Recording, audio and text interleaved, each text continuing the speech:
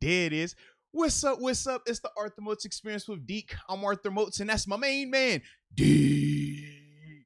What's good, bro? Man, I knew I had forgot something. Remember, we were talking before. I was like, yo, I feel like I'm forgetting something. I'm not exactly sure what it is.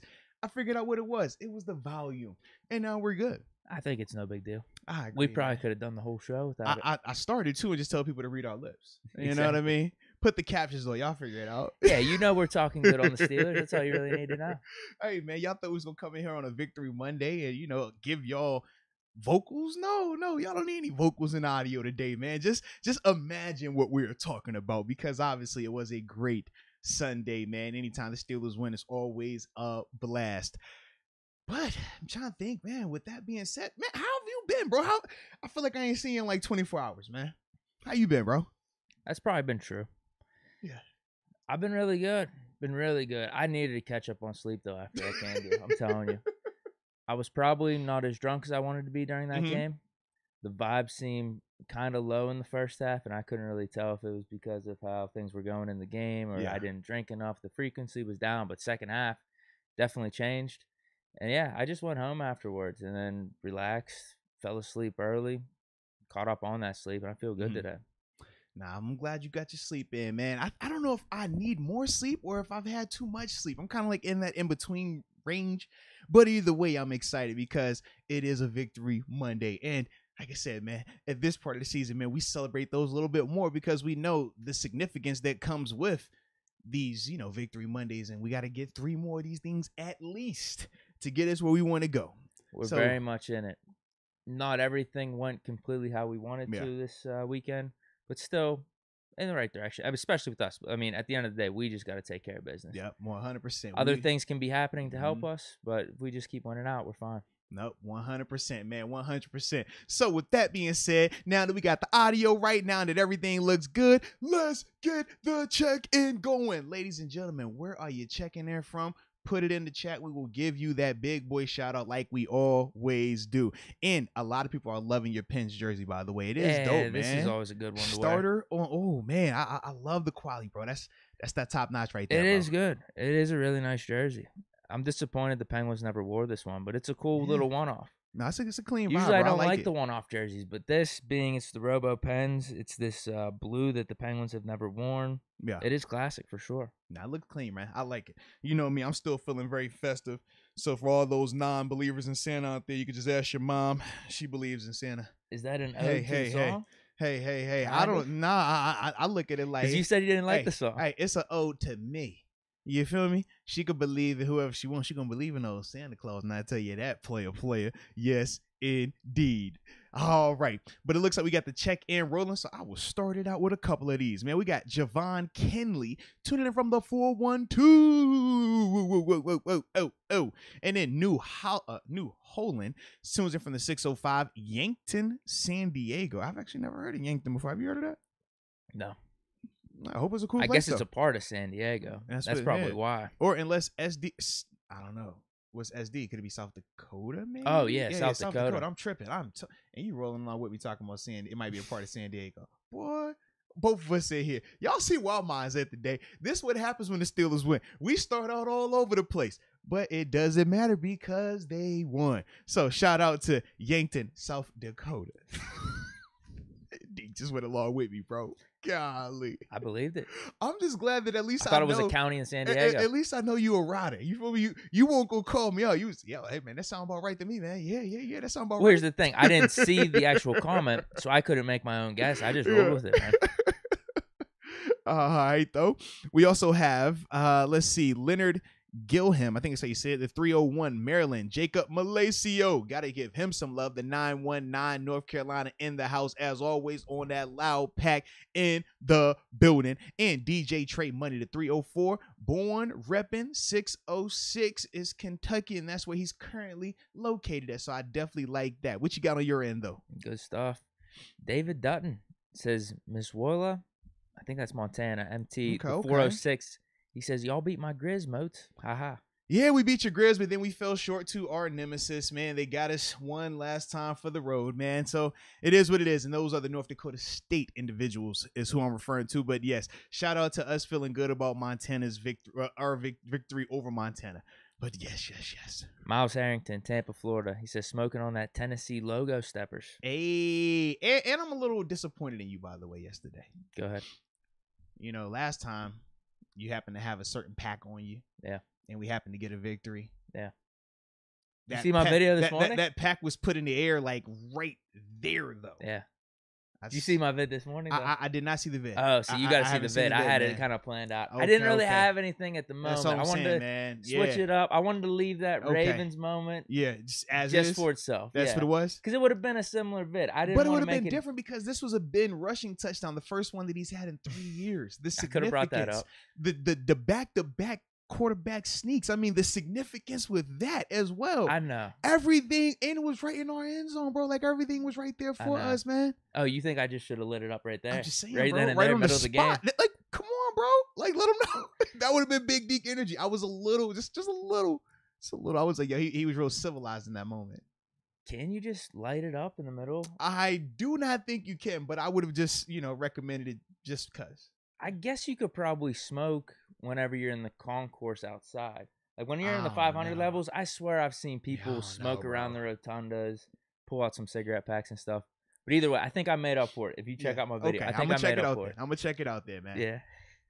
Okay. I'll go with Cool Steel here. He says, was at the Steeler game. One word, cold. It wasn't that cold. No. It wasn't terrible. Oh, we've definitely had way colder games, I felt like, man. Was I the only one wearing shorts at Heinz Field? Or did we see another guy? You said there was we a saw guy a guy with no shorts. shirt on. We had a guy with no shirt on. He was a man. Not this, I'm going to put a big coat on and put shorts on. No. He was out there, no chest. I mean, no cover up on the chest, but face paint. That's what he had on. He had the all black face paint. I told you. I think the face paint call, it's kind of soft. I'm going to be straight up with you. What? I do. With no shirt on, you can't. I don't feel like you can say a guy with no shirt on at the game is soft. No, like that. paint your That's chest. a level, bro. And I'm not even saying paint your chest fully. Just say something on it. Go Steelers or something. Man, like if your chest isn't big, then you can't paint your chest. Your chest not big, man. Big. Like you gotta if you gotta have a top shelf. If you ain't got a top shelf, man, you can't be painting your chest, man. That's the rule. You either gotta be jacked or you gotta have moves. Exactly. Otherwise, you gonna look like you haven't hit puberty yet, and that's not a good look. All right, it's not a good look. Okay, so. Yeah, he was saying it was cool. I didn't think it was that bad. Yeah, it was alright though. Well, we have a nice section though. We're like tucked down. If you're in the 500, I'm sure you could be getting some wind up there. Seriously, man. Definitely. Yeah. And no shot at the 500. I don't mind it up there at all. I mean, it's a vibe, There's not a bad It's seat in vibe, that bro. place, I swear. Yeah. All right, then we got Nick's World. Temple, Texas. We smoking that Titans back. 100%. Hey, let's go. Gavin Schneider. Tom's River, New Jersey, 732. I'll go one more. Brandon Acuna. 915 El Paso, Texas. Always tuning in. Right. I'm going to try not to step on any. I don't think you hit these just yet, but I got Adrian Hernandez checking in from Portland, Oregon. No. Obviously, I think you said Rod Dollar earlier, but I'm not sure. Okay, well, the 614 Columbus, Ohio. Then we got Rashad Ali. He wanted to make sure that you knew he was named after like Muhammad Ali. I don't know how you pronounced it the other day, but he commented, and I went back and I saw this comment, so I wanted to make sure I had his name the correct way, like Boom-aye, Ali, Boom-aye. But he's tuning in from the 432, Big Spring, Texas. Oh, yes. All right, and let's see where we else tuning in from. Where else are we tuning in from? All right, I see Twan Al. I think that's how you say it. Twan Al, the 678 Atlanta. All right, and then we got Roscoe Smokes tuning in from the 702 Las Vegas. Okay. And I don't see any. Oh, well, I think we do get. Look, we had like a couple more that just popped in. I'm gonna read these, then we'll proceed. Works for All me. right. So the Bout Dats vlog. Man, I love these names. The 412 Clariton, PA. We got Vegas Cuts, the 702. He says tuning in. Also from the 702, he says, what up, Roscoe? And then we got G. Alexander tuning in from St. Martin or St. Martin, depending on how you want to say it and pronounce it and all that. But no, shout out to G. Alexander as well. All righty. So without further ado, let's start the Victory Monday proceedings off like we always do, right? With the game recap, but we got to hop into the supers, and that's how we let this recap happen. So Yeah, because we're usually able to cover everything. absolutely, You guys bring up good questions, topics, awesome questions, all that stuff. And I guess I do see a new upper room, but it just came in. I get that out the way real quick. First off, Brandon Acuna, baby. First off, shout out to you for joining the upper room, and welcome to the upper room. Yes, indeed. Yes, indeed. We definitely appreciate you joining the family. It is filled with all the jam-packed stuff that you like to see as an upper room member. So we greatly appreciate you on that. All right, I'll start it off. Black Lavender. Now, this goes back to the video I was talking about. This is a little hint at what happens. Okay. But he says, Deke had a bad breakfast. No beverage. He's right. I didn't have a beverage. All right. Okay. I'll leave it at that. I don't want to spoil it for you. Okay. Brian Shurin. He says, just pay Joe Hayden. # the truth. Uh-oh. Where do you come down on this, man? Yeah, if he wants to come back for a discount, I feel the same way. I want him back. Now, y'all can't say come back for a discount. That is not pay the man. Pay the man and come back on a discount are two different things for Joe Hayden. What were we talking? We were talking between $4 and $6 million, I think. I think that's fair. That's fair for the Steelers. Now, is that a little bit? That's not fair for Joe, though, is it? I don't know. Yeah. It depends. It depends what the market is, too. Because can we get someone of Joe's caliber where he's at in his career for around that price? Are you willing to take that risk? Because if we get a Kello back, yeah. So we got Cam back for sure. Yeah, I would take that risk. See, I think you take that risk and you end up in a situation like we've been in this season where we took the gamble on being able to replace Steven Nelson, and that really did not work. I mean, I still have our doubts if we've solidified that right now. Solidified's a good word. Because we could talk about Kello's performance yesterday, and was it good? Absolutely it was. But it's still a lot of context with it in terms of the matchup, in terms of the quarterback. All of that still plays into it. And until we see him in a situation where he has to go up against a legit offense that can really air it out, right? Well, this would be his opportunity, right? We'll be able to learn a lot more about him and that group. I think once we start seeing that a lot more, that will change my perspective in terms of Kello and if he is a long-term answer. Because as we've seen, anybody can do it for a short span. We saw that with James Pierre at times this season. But to do it week in and week out, when teams know who you are, they got film on you, and you got to go up against more marquee talent, that is when we're really going to see, can he solidify? Now, if he can, great. We got that solidified. We got that answer. We're done. But if he can't, then we're still right back where we've been this whole time. And that's my only thing, and why I caution the whole, can we go this route and replenish that cornerback room? You know what I mean? Like, if we didn't bring back Joe Hayden. Because to me, I think with Joe out there, the confidence that they play with, it shows. And it's not even saying that Joe played a perfect game, because he didn't. Played good, though. The energy that he brings, the confidence that he allows his guys to have, that helps out a lot. But at the same time, I do feel like it's a fine balance with the team in terms of how much you want to compensate him and how much you're willing to say, you know what, I'd rather go and do this without you than pay you that. I don't know where they're going to end on that, and I think these next couple of weeks will show you a lot more of that. But I do think that is something that these next 3 weeks are really going to dictate in terms of how much Joe can get, if he's going to get it here, versus if the team just says, you know what, we're confident that we can go and replace you cheaper potentially. And that's the other thing. How long's the deal? How do they work the deal?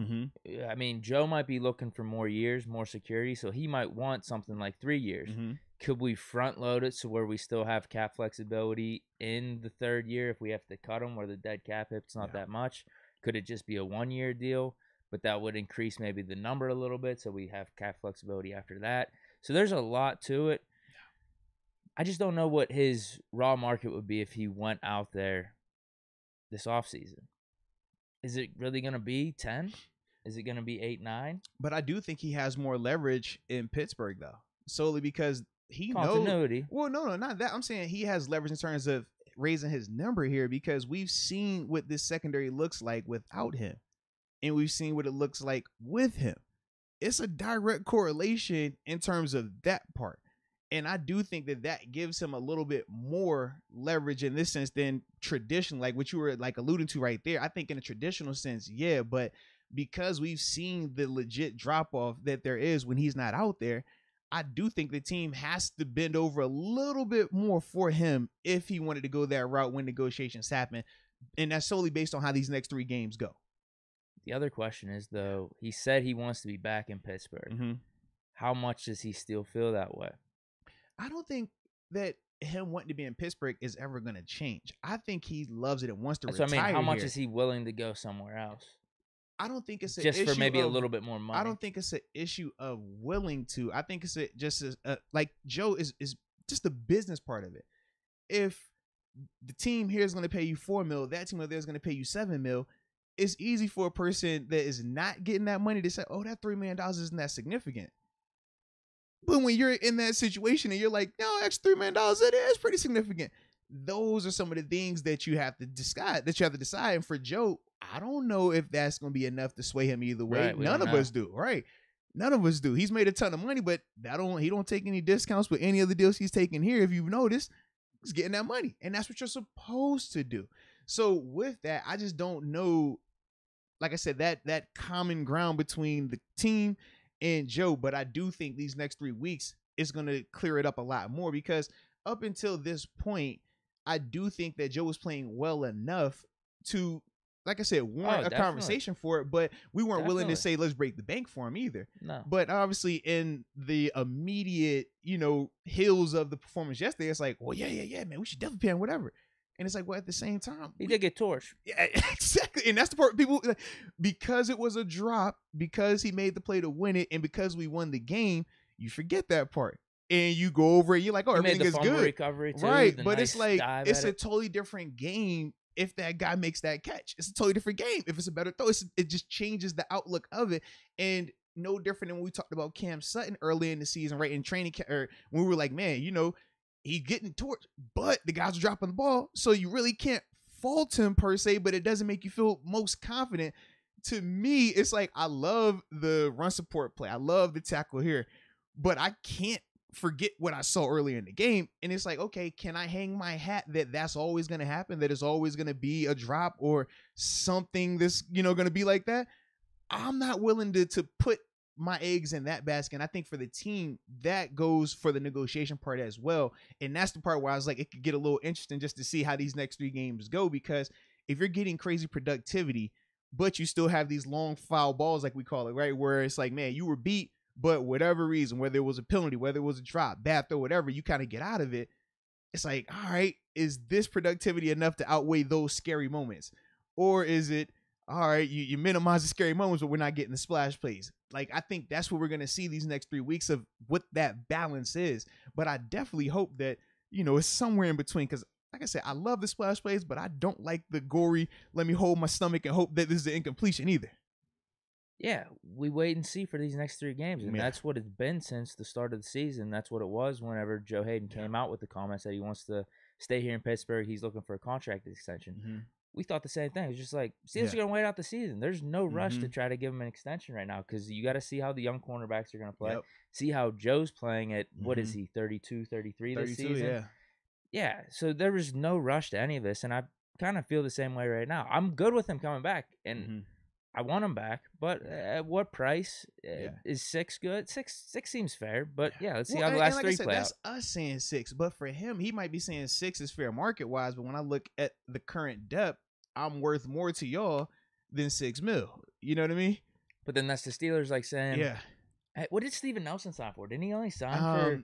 I don't remember all the details with it. It was single digits for sure. We were a little bit surprised by that, but the market kept going down. Right. So maybe the Steelers are like, okay, whatever. If that's not enough for you, we'll sign this dude. We think you're replaceable by bringing him in, and if we bring back Witherspoon, draft a guy in the 3rd round. But this is what I'm saying though. We did that exact approach a year ago with the not a year ago, this all season with the Steven O situation, and we've seen. It has not been. I do think Nelson was a little bit different than this one just because of his age. I wasn't a fan of us letting go of Steven Nelson. No, I agree with that as well. But I'm just saying in the sense of like how their play for sure. I'm saying like how easily we think we're just going to replace these guys. I don't necessarily think is that simple. And I think that they saw that and learned that, not necessarily the hard way, because I'm sure at the NFL level, Kevin Colbert, Mike Tomlin, they understand it's going to be difficult at times. But I do think fan-wise, we try to like minimize it and make it seem really easy, and that's what happened with the whole Steven. Oh, Cam Sutton, he can do that, and we're like, not necessarily. No, he can't. And we all kind of have seen this play out, whether it's been Cam Sutton, whether it's been James Pierre, Justin Lane. Like, we haven't really found that number 2 guy. Now, Kello, like I said, he's put together 2 really good games, but some things have went in his favor. So now he's going to get a chance versus a team that, hey, you're not going to get those type of luxuries. This is a legit quarterback with legit receivers. You're going to be tested. We're going to see, can you continue to put on tape what you're putting on tape? And if you can, well, now that 6 you talking about the play his way out of here, honestly. Well, that part too, right? That part too. But those are all the things, the different like intangibles that are going to impact that room in terms of who gets brought back and whether or not you need to go and draft the guy earlier potentially. Yeah, definitely wait and see. Yeah. But not good. One Joe back comment right there about Brian. Calculated snipe. San Antonio, Texas says big time Ben touchdown. Hey, ground game thumper. That was gritty. Went right back to it. Let's go. Failed on second down. Heck yeah, man. Call my number again. Let's get it done. And we didn't see like this a at modern the day game. Mike Allstott, man. We didn't see this at the game, but then he went to the tunnel and just kind of reflected for a moment. That's what it was. Yeah. I don't know what it was about. Some people brought up he's praying for Pat. I'm about to say, I heard prayer. I heard reflecting on the touchdown. I heard he was tired. I've heard like all these things, man. I don't know what it was. Which one do you want to go with? I think prayer. Prayer? Yeah. But he was like seated, wasn't he? What? I think he was like sitting down though, right? Yeah. I guess you could pray sitting down. I think he just wanted to get away and talk to God. Yeah. Probably brought up Pat, said, Lord, help me finish out this game. Close it out like I always do. Uh-huh. Yeah. That's what he said. I think that's what he said. That was probably the prayer. That and help me get home safe. That's about it. That's what you always do. That's what you pray for. Pray for the meal. Like whenever you're sitting down at dinner, pray for the meal. God bless this meal. Okay. And help us get home safe. I never knew that was like your vibe. All right, I'm with it, bro. Those are staples for prayers. Those are always staples. Okay, all right, okay. Always. Bring those up. Thanks for good health. Pray over this food. Thank you for those that prepared it. Bless the meal. Thank you for this podcast. Thank you for YouTube. Thank you for the crowd. So that's what I think that was. It was praying for Pat. Pat was probably on his mind. He ran right up to Pat whenever he got concussed. You saw that. He's looking out. He probably felt guilty, huh? Look what I've done. He might have. I don't know. I'm sorry. I'm not gonna make light of it, but no. That whole sequence, though, man. Obviously, 7 definitely he was thinking about it. I just don't know. I guess it's funny when we're speculating what he was doing in the stairs. Like, I wish we would have saw that in the game, but it is. Are they gonna ask him? Someone's got to ask him. Someone's gonna ask. Did someone ask him that in his press conference after the game? What were you doing when you sat down? Were you reflecting on life? Or were you thinking about all the great moments? Yeah, that's what I'm saying. Memories? It's Pat. It's Pat, and realistically, not to help me win this game. It's Pat, and probably just reflecting on the opportunity that he has. He wants to make the most of it. Not only in that game, but for the last run here. I don't want to say last run. Are you throwing prayer in there as well? Does prayer go in there as well, though? Huh? Was prayer a part of that as well? Who? I said, was prayer a part of that moment? When you said, that's what he's doing. He's praying. Okay. He's praying. Thank him for the opportunity and all that. Like I said, I don't want this to be last run. Okay. I don't. It may be. It may not be. But maybe he's saying at least last run in this season. And then give me the mind, the wherewithal to really make a good decision this offseason. I think that's what it all was. All right. Let's go, UW. Good afternoon from Boise. Steelers win and getting ready for a great bowl game tomorrow afternoon. Wyoming in a bowl game? He's mentioned that before for sure. Sorry, Wyoming's not as much on my radar, but I wish them well in the bowl game. Are you watching your bowl game now that no Kenny Pickett? I'm gonna watch. I'm gonna watch. I'm definitely gonna watch. Are you really though? I will. Okay. I promise. All right. Yeah, that's on the 30th too. It's weird. It's not on the 31st, New Year's Eve. Actually, no, it might be 31st. I don't know. It's 30 or 31st. It's not New Year's Day game though, which is kind of weird because this is a big matchup. Yeah. First Michigan State. Two top 12 teams. It would have been bigger if obviously Kenny was playing in it too, man. That's the thing because it had storylines, had everything you wanted, man. It was a lot of cool stuff going into this game, but this is the current state of college football, right? Michigan State. He was former, and then obviously you had 2 Heisman hopefuls in terms of Kenneth Walker over there and stuff like that. So yeah, it's just like I said, that's what college football currently is right now. If you're I really don't blame him for the decision. A playoff, take care of yourself because it's a business. I mean, it's no different when you see some of these coaches, they'll leave ahead of time. They're not coaching their team in these bowl games. They're going preparing with their new squad.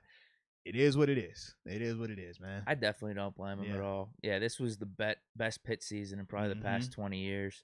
Yeah. ACC championship. That's all we could really ask for. We we definitely exceeded expectations, and so did Pickett for himself. I mean, to get no top doubt. 3 in the Heisman finals, should have been at least top 2. There's Played no reason himself Hutchinson into a ton of money should have got man. 2. So yeah, I don't blame him. Just thankful for the season that we had. Really, absolutely. I thought he was gonna play though. See, I was kind of on the fence about it. I thought he would play if it was more of the camaraderie. I want to do it for my guys, but I thought from a business standpoint, it really didn't make a lot of sense because it's nothing he can't improve. Yeah, it's nothing that he can do in this game that's going to improve his draft stock. I don't even think he should play on an All-Star game. Oh, hell no. You know what I mean? Because it's nothing that you can do right now that's going to improve your stock. Anything you do now, if it looks bad, it's only going to hurt you. If you light it up in the bowl game, we expected you to light it up in the bowl game. If you go to an All-Star game and light it up, we expect that. But the odds of that happening when you're talking about the bowl, not even the bowl game, you're talking about like an All-Star game. A lot of new pieces around you, new offense. Stupid. That's stupid. Don't mess with it. You talk about a bowl game where your offensive coordinator is gone now, right? What does that look like? That's for a good you point guys? Too. Now, what does that look like? That's even more of a case. Not playing. Because now you're communicating with somebody different, even though it's the same household. It's no different than a family. We're all under the same family, but I'm sure your brother is different than you. Your sister operates mentally different than both of y'all. It's just like when I think of that, I'm like, if you're Kenny, why even take that chance? Yeah, I'm with you, man. You still pull it off. We'll see what Patty's got to offer. But we'll see though about Wyoming though, man. Shout out to Let's Go UW. Nick's World. Joe Schmoney making big plays out there. Pay that man. Wow, I didn't know that was going to be the hot topic. And shout out Moats. I'm about to join the team. Girl Dad. I'm about to join that team, Girl Dad, in a couple days. Christmas blessing. Man. Major love, man. First, I'll salute you for that, man. Nothing like being a girl dad. It is a awesome experience, man. Awesome experience, man. The way that they look at you, man, it melts your heart, baby. Yes, it does. But you got to make sure that you hold it down because you got to set the example. I realize that even more now with my oldest daughter, now that she's kind of like in that dating age group where she's like, yeah, I like this boy. I like this person. And I'm like, all right, well, why? And she hit me one day, was like, Dad, he's kind of like you. He makes me laugh. I said, oh, heck no. You're looking at him. He ain't like me. I said, no, he not. I said, first off, he ain't got no tattoos. He ain't from P-Town. He better chill out. First off, partner. All right. But then it was like, man, all right, let me make sure I'm a little bit more of a gentleman in this household. Hey, wife, I love how beautiful your mind is. I don't care about how you look. Did I tell you how you put together sentences? Oh, it's to die for. You have a whole script laid out. Right. You're just reading. Like, yeah, see, KK, you want guys that notice these attributes, not these attributes. So, yes, she's helping me become more self-aware. Absolutely. And then even take it the flip side with my son also. Yeah. Had to be on the lookout for him. Had no clue. So usually I get up in the morning. I like to have a little fun with wifey. Might see us in the kitchen. I might, smack on the rear end. Sometimes it's good game. Sometimes it's, hey, partner, what's up, boo-boo? It was all fun and games till my son did it. He was like, yo, Dad, watch what I do tomorrow. I said, no, chill out, man. He said, Dad, you do it. That's what we're supposed to do, right? Smack him on the butt. No. Stop it. Put your hands in your pockets, please. Vincent Murray. He says, what up, what up? Good seeing you guys on Sunday. Yo, salute, Vincent, man. Absolutely, bro.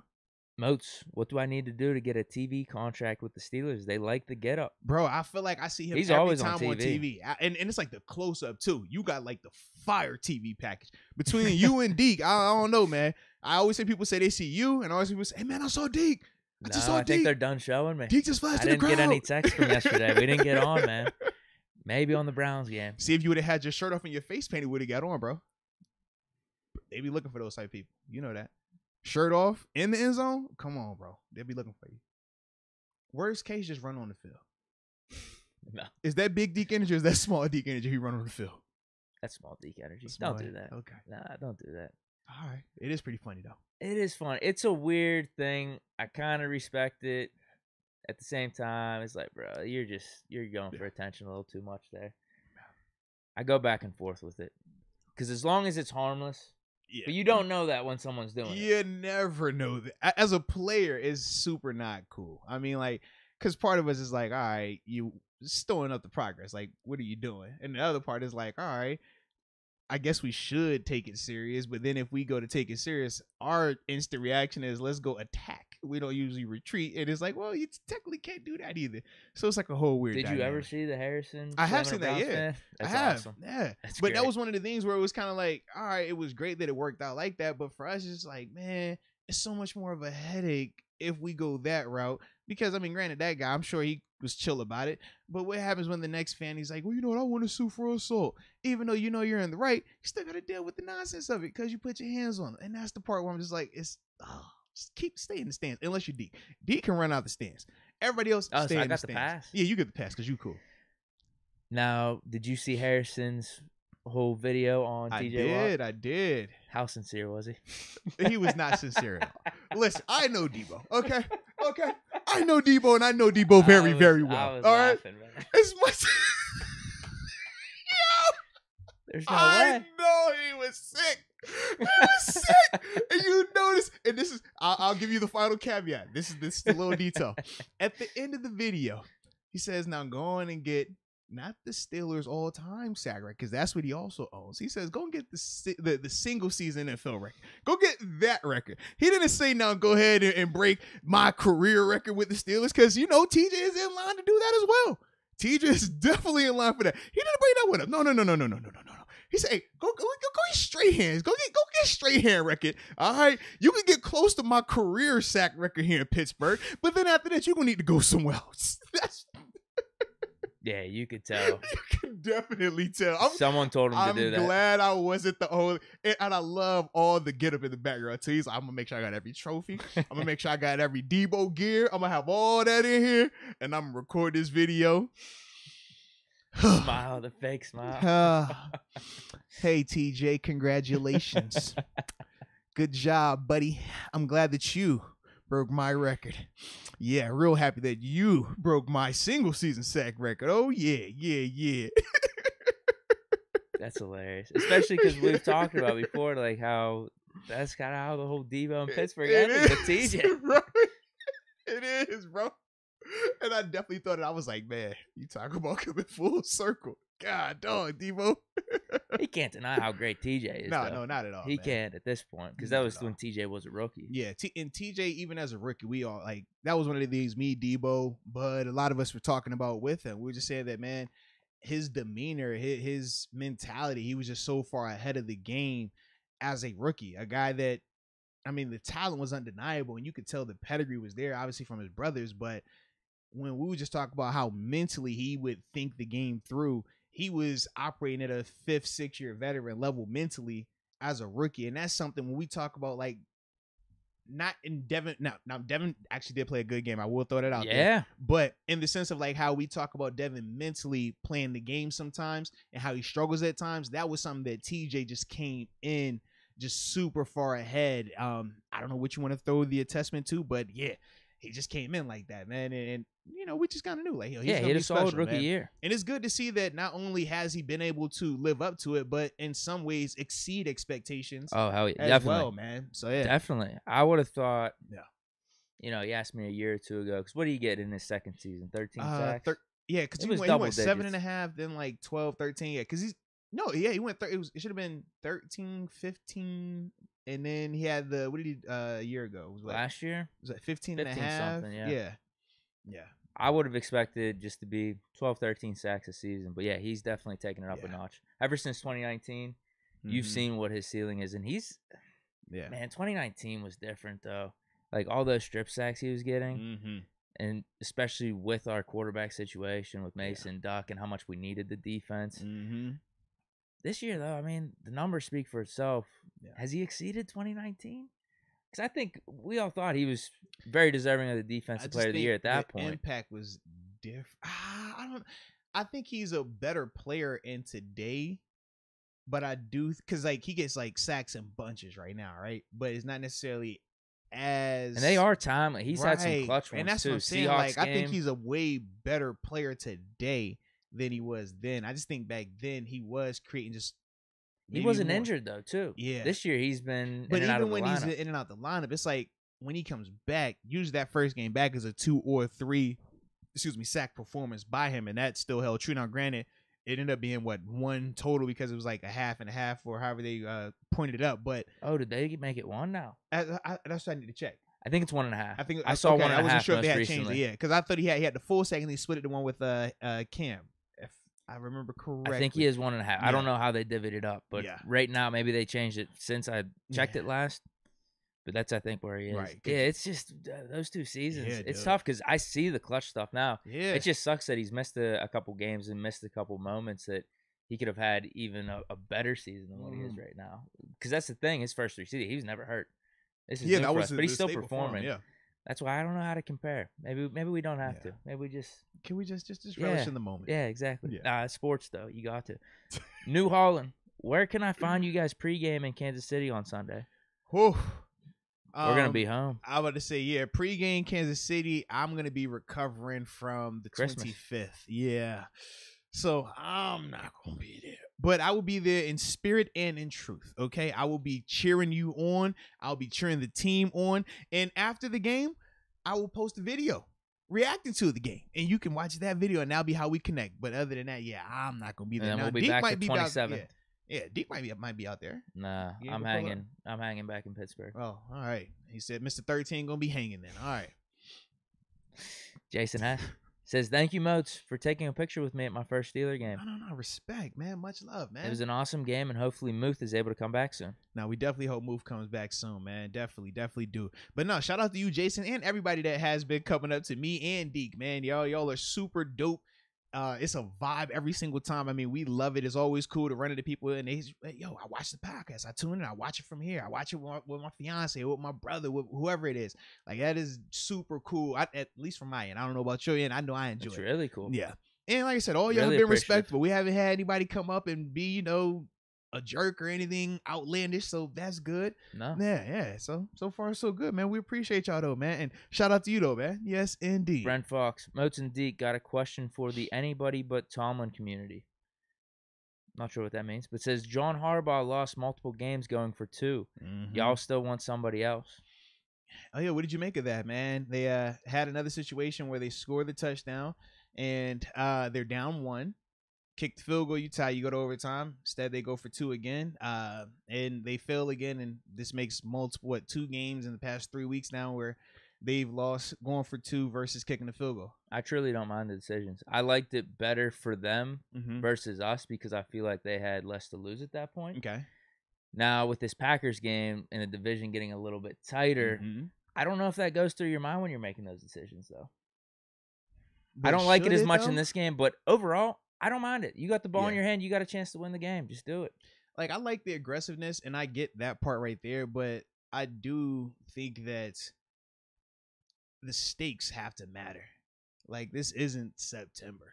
When you talk about 2 weeks ago, that decision didn't look as significant, right? It's like, oh, you lost to Pittsburgh. It's not that serious. 2 weeks later now, you're sitting here, you're like, man, that lead that we had in this division, it's not what it used to be. And when you point to 2 games that, if you were that concerned about health, if you were that concerned about the opposition, well, you shouldn't have even been that close in the first place, right? In a sense. So when I think of that, I feel like that narrative of, well, I didn't think that we could hold up for another period. To me, that goes to living in your fears. It's just like, man, you've done all this and you have a chance to at least tie this thing to keep the game going, keep your guys playing, because clearly y'all are doing enough. Clearly y'all have made plays on this team. Why just end it like that? And not necessarily the first game, because the first game, like I said, I thought I liked that call a lot better, with just TJ Watt making a great play in terms of reading it and forcing the slight overthrow. But the call that they ran yesterday in terms of the sprint out, you cut half of the field. You don't allow Huntley to even have a run pass option now. And you're taking away just one of your better options. You're flooding that zone. So I had an issue with the call as well. You know what I mean? Yeah, so they were trying to end it right there. Yeah. Here's my thing then, too. I'm like, you don't put 30 on this team. So it's the whole, it's Rodgers. I don't want to hear that. You've put 30 up on that same Packers team with Rodgers out there. I was going to say, this may make me like it a little bit less, because no matter what, you're going to go up 1, but there's still 42 seconds left in a timeout either way. They are still going to have time. No matter what. Yeah. So if it is tied, you put maybe a little bit pressure on them. to play conservative. You get what I mean? Mhm. Because if you get this, then Rodgers you got He's nothing going- to lose. yeah, You're going for the field right. goal. That's interesting. That is interesting. I definitely didn't mind it against us. I still don't mind the attempt because it's just more because I know you said living in your Right. fears.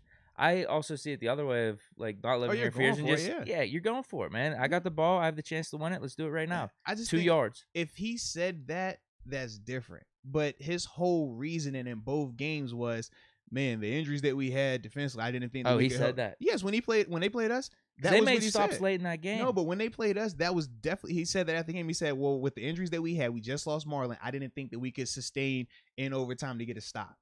That's living in your fears. That's not, oh, I'm going to play to get the win. You see what I mean? Like the win part is in reaction to your fear initially. Whereas if you just come out and says, man, I don't care about anything, I'm going for the win, that's a totally different subject. But you can't say, man, I didn't think we could stop them. I'm thinking ahead, overtime, man, we don't got enough guys to stop them. Let's just go for it now. That's not the same thing to me.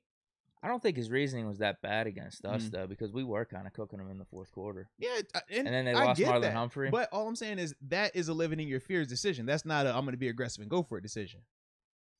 Could it be both? Well, it starts Because with I do what? think that is kind of smart if you don't have Marlon Humphrey But and we're cooking you. I hear what you're saying, but at the same time, had we just, hey man, they're stonewalling us? No, they haven't. Then I mean, we weren't stonewalling them, right? In terms of our defense, yeah, we weren't just stopping. Remember, we said Lamar, he marched the ball down the field. They got the score. They did that, so it wasn't like they couldn't move the ball. That's why I say, like, when you talk about it like that, in your and not you, but his first response, the first thing he said out of his mouth was not, I was playing for the win. Right. It was not, we had the momentum. It was not, I didn't think they could stop us. It was, that would be a good reason. With the injuries we had, I didn't think we could stop them in overtime. That's the first thing he said. So you think if he just would have flipped the reasoning? If you flip the reasoning, then you're not living in your fears. Now you're playing to win. But when your reasoning is, I'm scared that we can't stop them, well, now you're just acting out of that fear. Yeah, I don't mind them overall. The Packers one looks a little bit, I guess, less good than the other one. Or the reasoning is less sound. At the end of the day, though, I'm not going to fault them for it. You know why? Because it's helping us out a lot. Helps us. It helps us out. So you know what, Harbaugh? Don't listen to anything. You keep doing what you're doing, all right? You're doing a great job. You're doing a phenomenal job. Who needs kickers? We don't even like kickers, all right? Keep going for it, always. Royal Peyton, just giving us some support. Message retracted. Shout out, though, man. As long as you're showing love, baby. As long as you're showing love. DeLorean Waters, if Ben does decide to retire, I'd like to grab a vet QB and take Sauce Gardner. In the first, that dude is locked down. If we lost Joe, we have a guy. Sauce Gardner. I guess that's. I thought he was talking about Gardner Minshew for a second. I'm like, is that his nickname or something? So I guess that's a cornerback. Yeah. I'm gonna have to look more into Gardner. I haven't, like I said, checked him out. I'm about 3. No. Because we still got playoffs potentially. So I got hopefully 4 or 5 weeks. Hopefully some longer time. What, 7 or 8 actually? Hopefully. Yeah, I like to take it baby steps. You know, we're a week to week team right now. We got to get this win, keep our life, keep it alive. Yeah, but either way, as long as no losing season, that's all that matters at the end of the day. So we just need one more win. I think he's right. Cornerback is something we should consider in the draft. Well, if we do bring back Joe and Witherspoon and Cam, actually that's way less of a need. Way less. It's mainly offensive line then. We shall see. And he brings up vet quarterback. I want the vet quarterback that we got right now. But he said if he does retire. So, yeah, that's a whole nother thing. We got to wait to the end of the season to see how these decisions play out. Let's go, UW. He says Seven was just praying the line would help him out and pick him back up. Maybe he was. Maybe he said that at the end. P.S. Could these things happen? Oh, man. Because I did see the one where he got jacked up. They should have threw the flag. They should have. It was on the replay, right? You handed it off, and he got jacked up. I was surprised they didn't throw a flag. But Trey Turner, this is not a good thing. For him to be able to look back and see Ben getting hit, obviously shows he probably wasn't blocking whatever guy. No, he didn't block. He missed and him. I think Ben got up by himself, right? Yeah, Ben was like, it took a minute to get up, but he got up. Now, the reason I could understand why the ref didn't throw it is if he would have just looked at it as a RPO or zone read type play, because we run RPOs where we see Ben hold that rock in there and then pull it at the last second. So the counter as a defender, that is what we're taught to do. We're taught, hey man, if you don't know, Go ahead, hit that quarterback, and he will. I guarantee you, the next time he will define it a lot quicker for you. It won't be this long, drawn out thing. You will know 100% that he is giving that ball. So I didn't fault him in it, and I understood why the referee didn't throw the flag, but that was the biggest reason why. Okay. I think if it was more of a traditional, if he was under center, or if it was a clear just pitch or something like that, yeah, without a doubt they're gonna throw that flag. But because of the style of play and just what the NFL has become now, they will do that, bro. I can't be wrong in saying like Trey Turner shouldn't have seen Ben get hit. No question. No, dude, why you blocking? Who do you think guy it was? All right, if you really want to know the answers to this question, Deke, who do you think guy was back there hitting him? Okay, huh? Yeah, you notice it wasn't Kendrick Green that turned around that time, huh? It wasn't Dan Moore. He did have some around. LA moves though. Come on, chill out. Matador. Chill out. He was doing the Mondo celebration, right? That's what he said. Ole. Man. Yo, chill out. I'm ready for We are JC. not doing that today. I'm ready to give JC a chance. As soon as he's healthy. Him and Dotson, that could be some good reinforcements. Well, I shout out to LeGlue. He's losing it a little bit. Oh, yeah. He's losing it just a little bit. He's a fine replacement, but I'm ready for Dotson. I think everyone is. It happens, bro. It happens. Now, we do have some information here. Brian Shuren says, a reporter did ask Ben why he went to the downstairs tunnel. He said he was I did see this. He said he was reminiscing breaking the all-time rushing touchdown record. Yeah, he definitely said that, man, which was funny, man. Good. Ben always has a sense of humor. You know, shout out to Ben. Ben the funny man. So I'm at Gary Thornton now. I skipped around. I don't know if No, you're good. You're good. Just so Royal Payton, he just showed a little love, man. Shout out to you, Royal. We definitely appreciate your support for the show. Definitely means a lot to us, man. Gary Thornton. Yeah, it should be Youngstown, right? Yep. Youngstown in the house. 3-3-0. Upset alert for Sunday. We're going to win Saturday. What does that mean? We're going to win Saturday? Are we so prepared on Saturday? Like we're winning the game before the game actually happens? Yo, I'm over here thinking through like, who was Saturday? Oh, you know what? Maybe meant to say Sunday. No. Maybe we're going to win twice because the Browns play on Saturday. Yeah, there's 2 games on Christmas. Actually, shout out to the NFL too for the Christmas games. Thank you. Yeah, so the Browns are going to be playing on Saturday. So if the Browns lose, that's a win for us. And then we go ahead and take care of business on Sunday, and we'll win twice. There's another game that has implications for us. Let me check who it is because if it's the Bengals losing, that would be huge. Yeah, it would. On Saturday. Even if they did get that victory versus the Broncos. How did we do with the picks this week anyways, bro? I wasn't even we got one. You won the one. Because we only had it was only 2 games that got played for us this week. You won that one. Bengals Broncos. I had Broncos. You had Bengals, right. And then we have today and Tuesday, right? No, we don't have any. Well, whenever the Eagles play, it's the Eagles Washington. That's tonight. And then who plays tomorrow then? Because Rams are tonight as well. Oh no, I think it's 2 games on Tuesday though this week. Yeah, there's a couple that got moved around, but I think Eagles Washington's Tuesday. Or you're saying they're tonight? I could be wrong. I know it's either Monday or Tuesday. I can't remember off the top of my head. Is Browns Monday? Is Browns tonight? I think Browns are tonight, Eagles tomorrow. That's what it is then. Yeah. It's Browns Raiders plus whatever Monday night was already supposed to be there. And then Washington versus the Eagles. Yeah, because so I need Eagles to go 1-1 this week. Yeah. You go Washington. Yeah. We wanted Broncos to win, man. I didn't see how that game played out. I saw Bridgewater had to go to the hospital, unfortunately. But Drew came in there. He was doing his thing a little bit. Yeah, he did his thing. Yeah, Bengals only scored 15 points. Looked like one the Broncos could have had, but you know what? It is what it is. We just got to keep winning. I like it. But I like his call. Upset alert for Sunday. No, seriously, man. Next one. And we'll take all the help we can get on Saturday as well, though. Logan Newman. On the way home from Pittsburgh. Pleasure meeting y'all. Great game. What is your thoughts on Claypool not playing much after the drop? He was in, though. That's the thing. Like, not playing much, he's right. But he came in, I think, the series following him not being out there. He played. He was definitely out there. I just think as a whole on offense, it was a weird game. Like, yeah, who are you pointing to and saying amazing performance? Because none of the guys,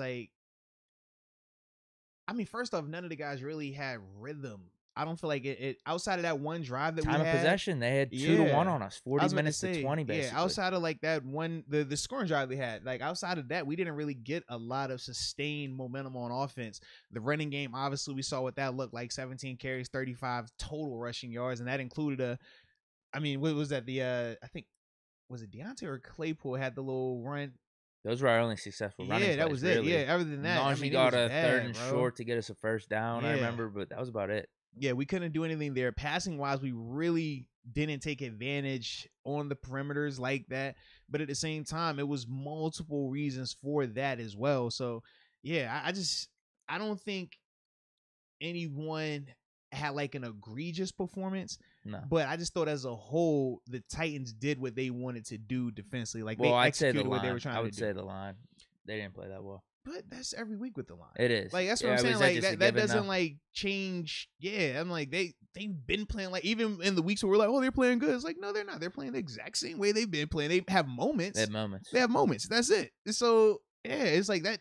Yesterday wasn't like a, man, this is the worst performance I've ever seen, because like, no, they've been doing that, bro. Not the worst this season. Definitely not the worst this season. It's like, you can't say that. Unfortunately, we can't say that. But it's like, Najee's running into a brick wall and bent on some of these dropbacks again in no time. Yeah, we made the most of it. Yeah, rhythm's a good point, because just the amount of that they had the ball, really. Because whenever we got the ball off those turnovers, we got those field goals. It's not like we got anything really going. But the thing that I will say is this, that I did like about our offense, in the midst of it being no splash, realistically, they didn't turn the ball over. And when you're talking about in a game like this, that was the difference. Man, we gave up 200 yards on the ground again. 200 yards rushing on the ground, and it did not feel like it. But the reason is because we got the timely turnovers on defense. Mm-hmm. So even though they were moving the ball, we were able to get off the field. We were great in the red zone. And for us on offense, what did we do? We got our field goals when we got there in the red zone, and we didn't turn the ball over. When you watch a game like that and you say, man, well, you know what? You look at the numbers like, well, how does this work out? Man, we don't do this. We didn't do that. We gave up a ton here. That's the difference in these type of games. And we can win like that. But we have to play clean. Winning time. Winning football. That was winning football yesterday. As long as you play clean, as long as on offense you don't turn the ball over, defensively, you got to pick what you're going to do. If you're going to allow a lot of yardage, you have to create turnovers and be great in the red zone. If you don't do those two things, well, you can't allow a lot of yards. You got to be stonewalls. You know what I mean? You got to make sure that teams can't move the ball. But you have to pick which one you are. Now, at times, we've seen our defense be that stonewall where you just can't move it. We might not generate the turnovers, but you just can't move the ball. Yesterday was we had some nice 3 and outs. Yesterday was a little different, right? So when you get those type of situations, it's like, man, you know what? We can win like this. Now, I would caution that, man, that style of play, as we know, you have to be perfect or close to it, because if you have a turnover, if you give up a big play, if you give up too much in special teams, that can be the difference in those type of games. But right now, if we can just stay clean like how we doing, and the defense can continue to generate the turnovers like they did yesterday, we can win these next 3 with no problem, just like that. The Titans didn't capitalize on 2 of those things that you said. The big special teams play that they had. Well, no, they did. They got the touchdown. I'm sorry. But capitalize as in just closing, winning the game. Yeah. You know what I mean? So they did have that big special teams play, but also the drop. Yeah, that he got past Joe Hayden, that would have been the one to capitalize on there. I mean, yeah, because they were just plodding along, man. And we were even talking at the game. This offense that they're running is boring as hell, but it's working. They killed the clock. Could not stop them from getting like 3 yards. Yeah, there'd be the occasions where we would get those 3 and outs, but as a whole, they just kept moving 3-4 yards, 3-4, third and second, and they would get another 3 yards and get the first down. It was annoying as hell. But it was working for them, so you can't really blame them too much. It was the turnovers, and kudos to us for getting them. Yeah, and that's how they play. Like, typically they, outside of Tannehill maybe having the interceptions, like you said, now that Derrick Henry isn't there, that's their style of play. They play really good on defense. They don't beat themselves. They kill the clock, and essentially they win these games ugly, and that's what they were on pace to do yesterday. They just happened to have 4 turnovers. And like I said, great for us for capitalizing on it. I do want to credit us, though. It wasn't the one was fluky, I guess, on the snap for them, but the other 3 were us. Yeah, 1 giveaway, but 3 definite legit takeaways. 2, though. Edmonds dropped 1 and Bush but we still had 3 legit takeaways. That's how I always look at it, man. Like 3 legit ones. No. All right, next comment. Oh, we got an upper room member. Oh, shout out to Joe Brown. Joe Brown, what it do, baby? And welcome to the upper room. Yes, indeed. Yes, indeed. Baby, welcome to the family. We greatly appreciate you joining. We have a conspiracy here. Uh-oh, I like conspiracies. Let's Go You Dub says, I swear it just feels like the Steelers are starting slow intentionally just to get Ben more game-winning drives for the record. Just 3 more to pass Brady, Breeze, and then Manning. I guess that's for the season, or is that as a whole? No, that might be as a whole. Yeah, Ben's at like 51. I think those guys are all in the 50. So 3 more. Yeah, that's nice. I mean, either way, all those quarterbacks are great. And I've always said, Ben's clutch. He's doesn't get the respect he deserves, especially late in games for those big moments. But yeah. I like it, man. I like it. But no, that would be a funny conspiracy, though, if that is the case.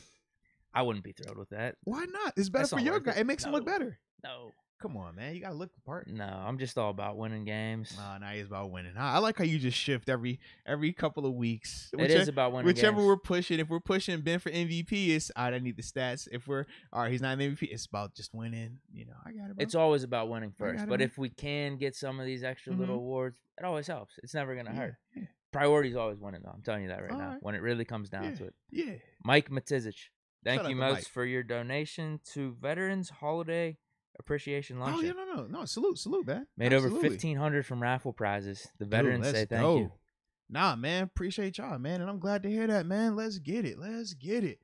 Keep doing the awesome work, man. You and company. Yes. Now, do we have any more super chats after that? 2 more, and then we will keep our conversation rolling, man, because I do got some stuff I wanted to address as well. Okay, man. I got it. Yeah. Anthony Sixto, I'm sorry. Beyond COVID reasons, do you think the league health and quality of play would benefit from a universal bye week mid-season, kind of like the NBA All-Star break? Ben, 2024 QB1. That's not a bad idea. 2021? That 2024. And the universal bye week. Yeah, I'm not against the universal bye week. I do think, for me, I'm biased. It would be more fun in a sense, but at the same time, it would suck because we'd all have to have at least 1 week where it would be no football, essentially. Because if it's a universal bye week, yeah. But I do like the fact that adding the extra game, I'm not opposed to that at all. Yeah, that's my thing. I was like, I think I would like that a lot because it would help health-wise. But then the other part, I do like I'm torn because I'm a creature of habit, right? Of like, hey man, we got a late bye, early bye. Like, yeah, like part of me, as a purist, I just like those type of things. I like when, I know we got to have adversity. Have the mental toughness. Yeah, and it's like, I want to see how you're going to respond. Or sometimes, man, it's like, you don't know when you're going to need that bye week. And at times, we've seen how a late bye week versus an early bye week or early bye week has benefited us as well. I don't know. I like that a little bit. I like the parity with that versus the, universal bye, kind of like with the MLB as well in their All-Star break, right? The same type of concept. I don't know. I like what we have football wise. They shouldn't have added the extra game. 16 was perfect. Now, you know what? I said they shouldn't have had the extra team either in the wild card. But you know what? I'm liking it right now because it gives us a little bit of an extra chance. Absolutely. Whatever. And I just needed this extra game so that way we Coach T can go out here and show once again. That's right, true. The extra game is helping us now. It don't matter how many games, he ain't having no losing record, baby. All right? It don't matter how many. Oh, you said 17 and what are you gonna go 8-1? Well, big fella. All right. I think the extra game does help us now because it gives us more time to make up our games. Yeah. It's funny because I said that a year ago. I've said that in both instances, but now it helps us. I could give 2 shits. Let's go, UW. Bush seemed to be better. Maybe it's starting to click for him. Yeah, Bush looked good. No, I'm glad you brought him up. He is actually who I wanted to talk about first. No, I was really impressed with him. I think as a whole, the linebacking core as a group, the inside guys I'm talking about in particular, they all 3 played really well. And I say all 3 because Devin Bush, Joe Schober, and Robert Spillane, they rotated. And it wasn't just passing downs. No, it was a legit every 2 series, they had a 3-man rotation. Spillane came in first for Schobert. They played Spillane and Bush had, I think, 2 series together. Then Devin Bush rotated out, and it was Schobert and Spillane. They had 2 series together. Then after that, they went back to Bush and Schobert. Like, that was legit throughout the game, and Marcus Allen was still coming in for some of the third down obvious passing situations, and I want to say he also improved. He had a good game. He had a nice tackle. Like, he had the tackle that you're referring to as well was the one that really made me the most excited about Marcus because he had gave up a big play to Dalvin Cook a week ago. Similar situation like that, just pre-snap alignment, he got caught up, and it didn't allow him to get over to make the play. This game, he makes the play, and it was just good to see pre-snap. in a situation where he couldn't get tangled up footwork wise. Robert Spillane had a similar play. He almost had a big hit on it. He just got outran, and I'm fine with that. But his read, his movement was good. But going back to Devin Bush, I thought as a whole, man, this was good to see him getting back to the fundamentals of playing linebacker, standing and shuffle, not worrying about getting ran by. And there was a play where he got hit in his knee. And you see him on tape. He's been in the knee checking, and he was like concerned. He doesn't come out the game. He stays in there, and then he makes a nice play right after that. And it was good to see, okay, look, man, the knee is fine. You tested it right there. It took a little weird hit. Okay, cool. You're good to go. Keep playing. But his shuffle all game I thought was really good. It put him in really good spots vision-wise in his drops, and that's how he got into the throwing window on the one that he should have caught right in the red zone. Yeah. That was just him, man. Really good read, sitting back, getting to his landmarks for his drops and making a play. I don't think he saw the ball, though. I think that's why when it hit him like that, he just didn't see it. And then he had another one, the one where the running back, it goes to the running back's hand and it hits off of his hand as well. I still like the fact that the reason why it's such a tough throw and catch is because he's shuffling. He's staying square, playing it inside out. He didn't just see the running back go to the flat and haul tail like a crazy guy and then get caught when he runs the angle back, on the route. Some people call it the Texas route, the Arrow V, whatever you want to call it, right? But the one where he goes out to the flat and comes back, like he just stayed with good patience. So that way, when it was coming back, he's in position. He's right there where he needs to be. And those are the things where it's like, man, if you do that every play, man, you will be fine. You will make a ton of plays. Even when you're not trying to make a play, you're going to make a play. But you just have to trust it. And I think that this is one of those games where he was trusting it, and it showed. It definitely showed. So hopefully he'll keep it going. Because like I said, these last two games for him, I think he's taking huge steps in the right direction. Like I said, it's not a finished product just yet. And it's hard to be a finished product when y'all give up 200 yards on the ground. I'm with you. I know that. But as a whole, watching him, I thought that his physicality, I thought that he was way more decisive. And I thought as a whole, he did a way better job of not settling and trying to run around blocks. I mean, we said, man, you can't always backdoor. You got to go over the top and fight. It's tougher to do, but if you do it, you will be in position. He even had secondary contain where he made a tackle 8 yards, 9 yards downfield.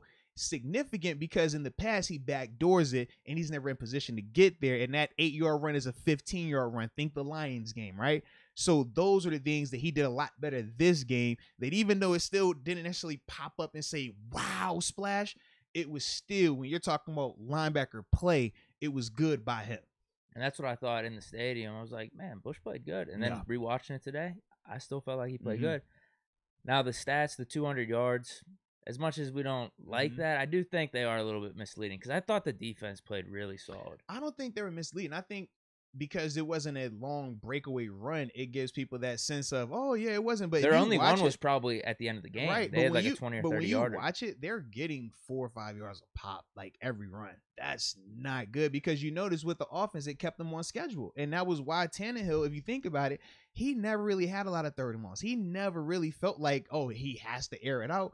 Because they were always on schedule. Just killing the clock. They were always on schedule. And that's how they run the ball. That's how they play football. And that's what we always say as a defense, we want to make sure you're getting less than 3 yards per run. Because if you run the ball 3 times, you only get 3 yards. That's only 9 yards you're punting on 4th down. When you start getting 4 plus, well, shoot, you do the math, 3 runs, and you got the first down. That's what they were doing. So granted, it didn't have that one acute, oh my God, this long run. But it was like, man, they just take another body shot. Take another body shot. And we were just, oh.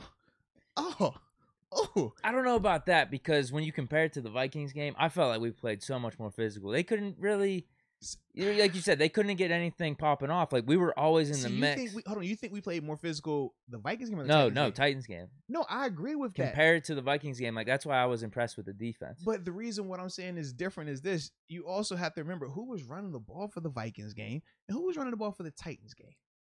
In terms of just like the explosive part, right?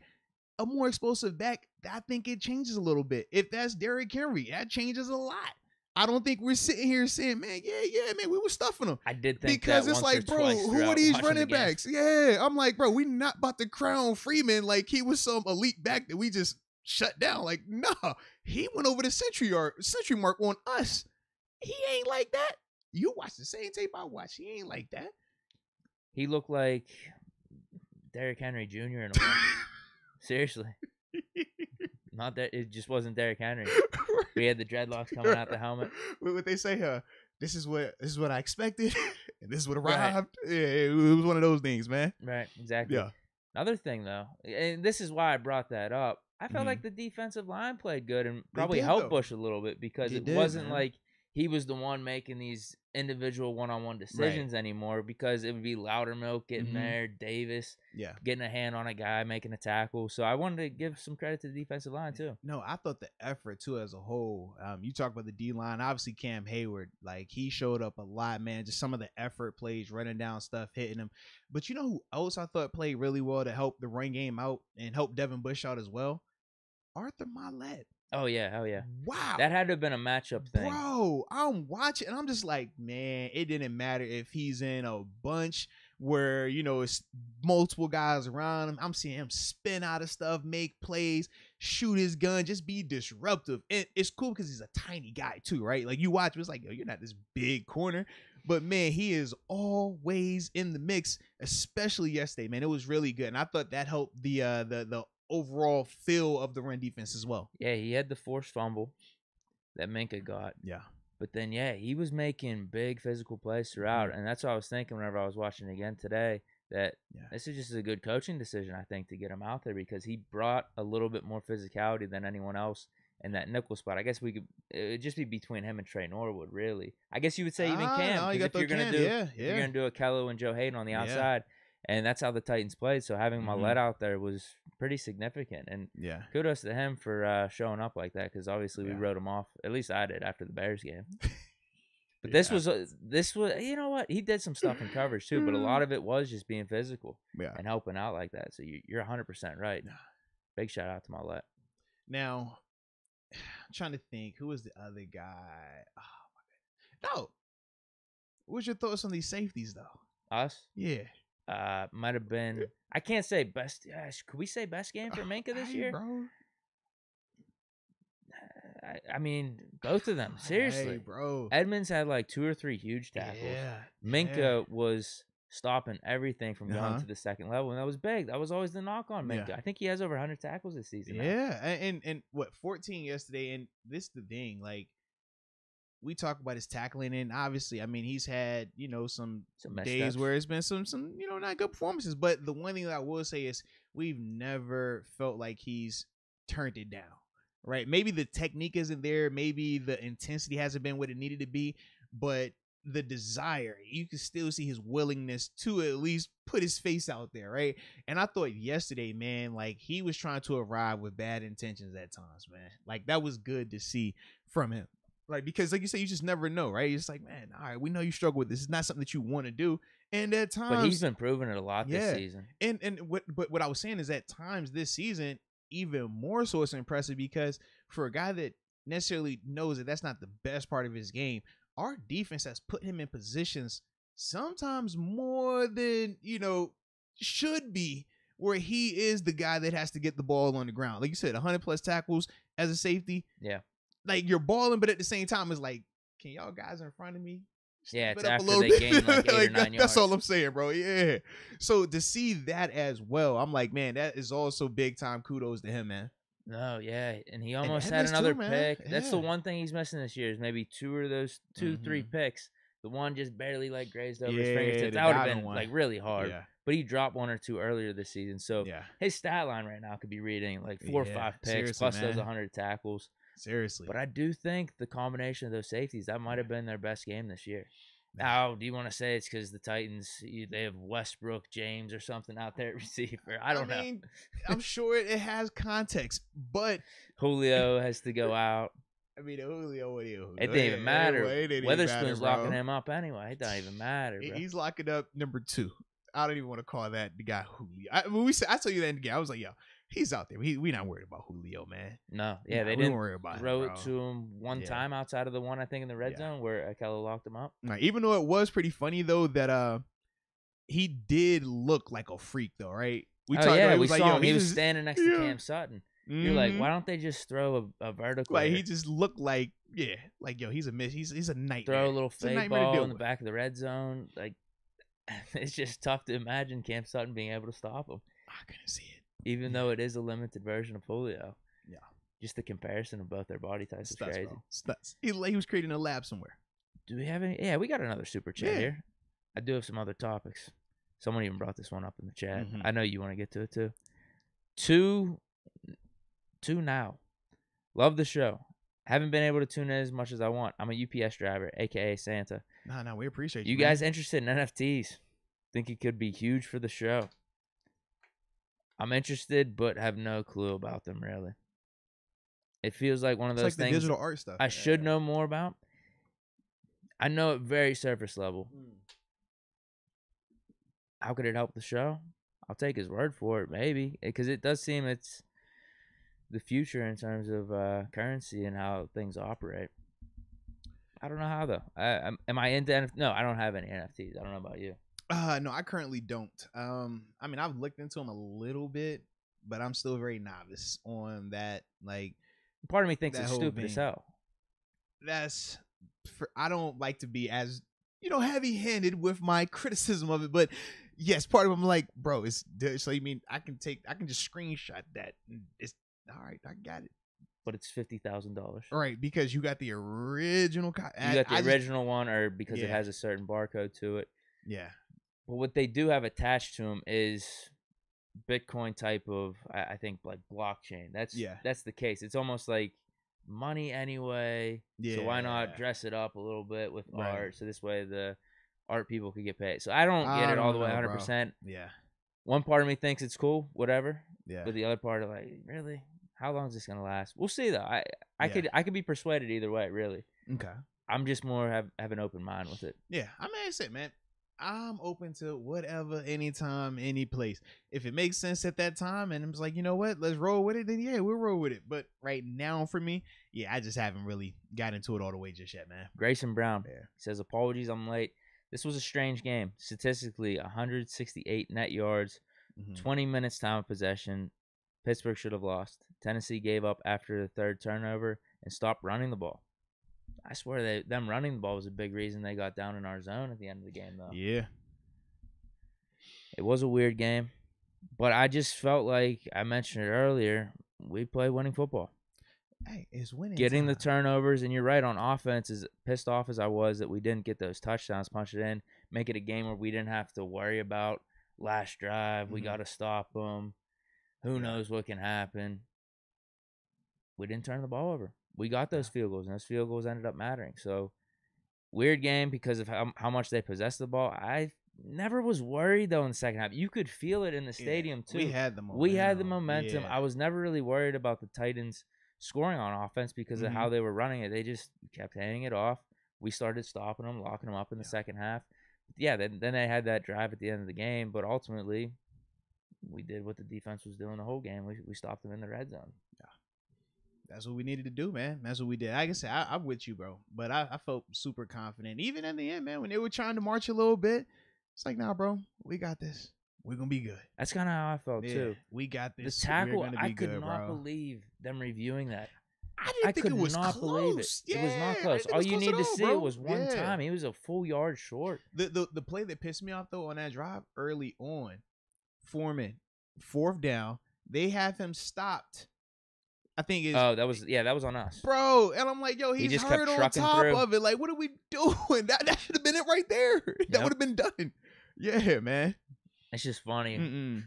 So I'm watching it again. What do they do on 4th and short? Of course, just run the ball. Just run the ball. I'm like, any other team... 4th and 2 or 4th and 3? It was 4th for like 3, yeah. And I'm like, any other team is going to throw it. Them, and it wasn't even like no exotic run. I'm talking Tannehill. Just here you go, Freeman. Have at it. Like, bro. Another super chat from Let's Go UW. Oh, yeah. If we make a deep playoff push, could we get to it back? Now, this was a topic I did want to bring up. Okay. Because I was up in the rotunda. This is when we got the pick where Taco, you know what? Shout out to Taco. You could shout out probably every player on defense. They made a play or two. Taco, Joe Schobert, Davis, Loudermilk, the cornerbacks, Devin Bush, obviously. Like, everyone had a good performance, I thought, on defense. At least a play or two that stuck out. They contributed. Absolutely. Exactly. Absolutely they did, Total team win. Someone brought this up to me as I'm standing up in the I forget what, I don't want to say the rotunda, but it was just like an open area where everyone's standing around watching the game. So I went up to grab a Miller Lite. So I'm standing there because I didn't want to miss anything. And one of the dudes actually followed the show, recognized me, and talking a little bit like, bro, we're gonna get this stop, we're winning this game, blah blah blah. But then he brings up, he's like, dude, we win this game, I got a feeling Tuitt comes back. Like he's been waiting in the wings, waiting like that superhero's just kind of taking a back seat from fighting crime. That policeman that hangs it up. But then that one person comes out to him, hey man, what do you think? What do you think of coming back? Y'all, man. What do you think of coming back? Why do y'all do this? Why do y'all talk like this? We're 7-6-1 now. This is just. Oh my gosh! Just give us all hope, and then we can just jump off the cliff together. Why don't you? That's what he said. He thinks Tuitt's gonna come back. I'm all for it, but now with him coming back, I'm sure he has to practice a little bit. Like he's just not gonna jump in right off the bat. Yeah. I don't. Is there any chance it's over? Yeah, because I forgot about Tuitt, and he brought it up right there, heat of the game. I'm like, you know what? Yeah, we win this one. I just Tuitt's coming back. I do not see it happening, man. Well, first off, because he hasn't had his window open, right? The 3-week coming off of IR. Yeah, 3-week IR window hasn't been officially open just yet. There's 3 games remaining. Man, how about they did that with Dupree? They did. Activate him. It wasn't any 2 days wait later. period. Yeah, starting sack. Shout out to Bud, man. It was good to see my dog back out there, man. And it was good to see not only the pregame, him, Ben having a moment, but postgame, all the guys getting together with him, photos. Like, it was good to see the love. Ola, Danny as well, man. It was good to see both of those guys out there doing well, man. Like I said, y'all play well as individuals, but we get the dub. That's all we wanted, and we got that. So it was good. It was good, man. But yeah, I don't think Tuitt's coming back this season, bro. Even with, if we make the playoffs, like I just don't see it happening, man. I hope I'm wrong. I hope it is a scenario like the Bud where he's like, you know what? He's activated. 2 days later, he's starting. I hope that's the case. But I'm just not going to put too much in that. Yeah. With how we've been operating, it's been good enough. Mm-hmm. He doesn't have to come back right off the bat and start and play 80-90%. Right. We could ease him in. Mm-hmm. Granted, we do need him to be doing that. Man, but we would totally play him 80%. You know we would. Here's the reason I say that. Because I don't think he's going to be 100% when he comes back. Like, it would be maybe a detriment to us if we're playing him 80-90%. Yeah. Ease him in, 30-40. Next game, 50-60. Then the third game, 70-80. Right. Full time. That would be with him. So he was saying he's coming back this week. Yeah. For the last 3 games. Whoa. Yeah. Wow. Okay. But he brought up playoff I thought he was just simply saying, like, postseason, if we win this one, he's coming back. I'm like, man, all right. He's saying, like, it's a little the bold, Titans game but I'm with it, it, though. Wow. All right. Hey, shout out. I'm for it. But, yeah, you brought me back to earth there a little bit. I apologize for bringing you back to earth. You know what? No, because I wrote off to it, too. Just keep rolling with it. I'm feeling it. Santa's here, all right? So just, if that's what you want for Christmas, I got you, bro, all right? I forgot about Tuitt, too. Yeah, Tuitt will be back for you then, okay? But he brought him back yesterday. Yeah, I ain't gonna lie. You look super sophisticated with your notes over there, bro. Yeah, like, I wrote some stuff down on Sharpie today, man. And I like the duality of your preparation. Like, you got notes, but you also have like a computer with like, a Word document that you type in as well. It's just cool seeing both. I like that. I like that a lot, man. I like handwriting the notes a little bit better. Not gonna lie. I'm a handwrite. I always handwrite my notes, man. When it's like notes I'm taking. Not like show prep. Show prep is different. It's more like bullet points. Like, I make sure I remember to talk about this. But like when I was like playing, school, anything of significance, I'm gonna write it down. You gotta write it down, man. Okay. So we don't have any more super chats. Do you have anything you want to bring up? I do, but I need a second. I'm actually in the process of getting a spammer up out of here, man. He's talking about some outlandish things that we don't support on this channel. Well, I was going to say, do you want to use that as a segue, pay some bills or something? I actually do, because, we always have to pay bills because, we've just, ever since you joined this community, we've had such great sponsorship, so we greatly appreciate you for bringing that to the table, young Deke. But with that being said, man, today's episode is brought to you by DraftKings Casino.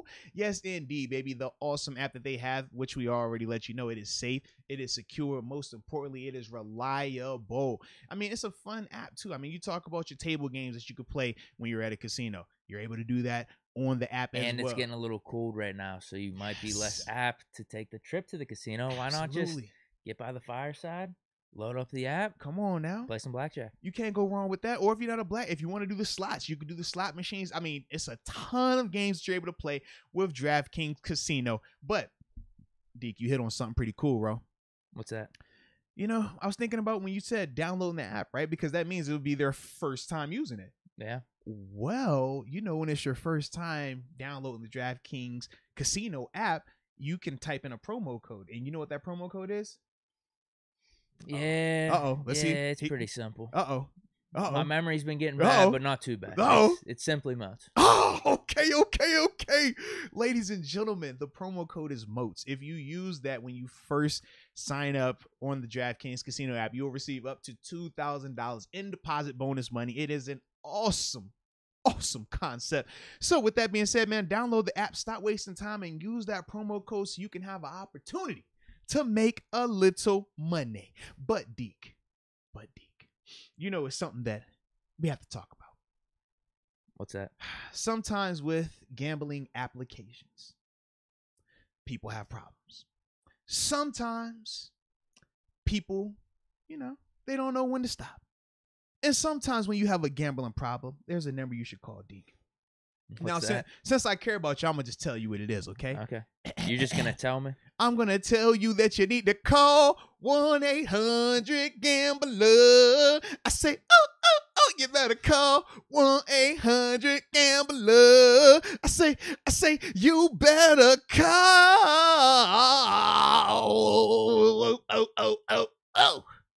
1-800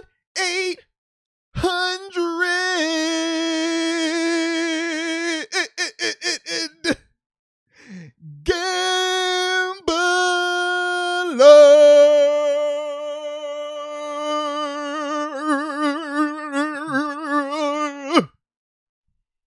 And now back to regularly scheduled programming. Kurt Von A says his problem is he doesn't gamble enough.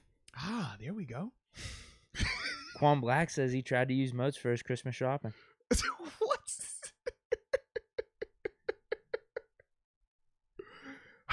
That should be something someone tries. Maybe make a video on it. Yeah, Go to a never know, grocery bro. shop. Hey, promo code Moats on this shopping order. Yo, put Moats on everything, bro. Yeah, just type in Moats. See if Type- anything happens. It should work. Just Moats on everything, bro. On everything. Hey, look, y'all gonna stop playing with my singing too, man. I ain't want my vocals up this morning. I sound real good though. Real good. Yeah. But no, I ain't gonna lie, bro.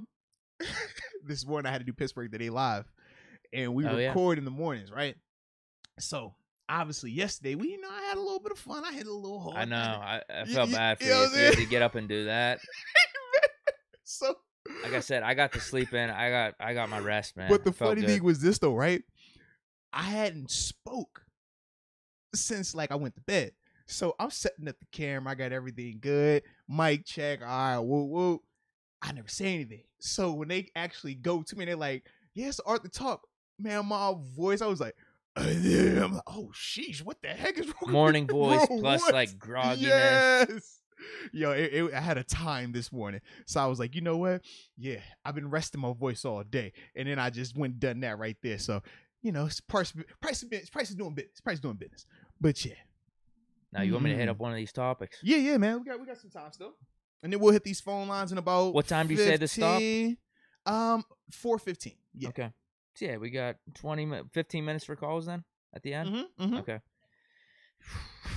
This has been brought up in the chat multiple times. Jake Paul had a fight on Saturday. Oh, you went there. Oh man, I would.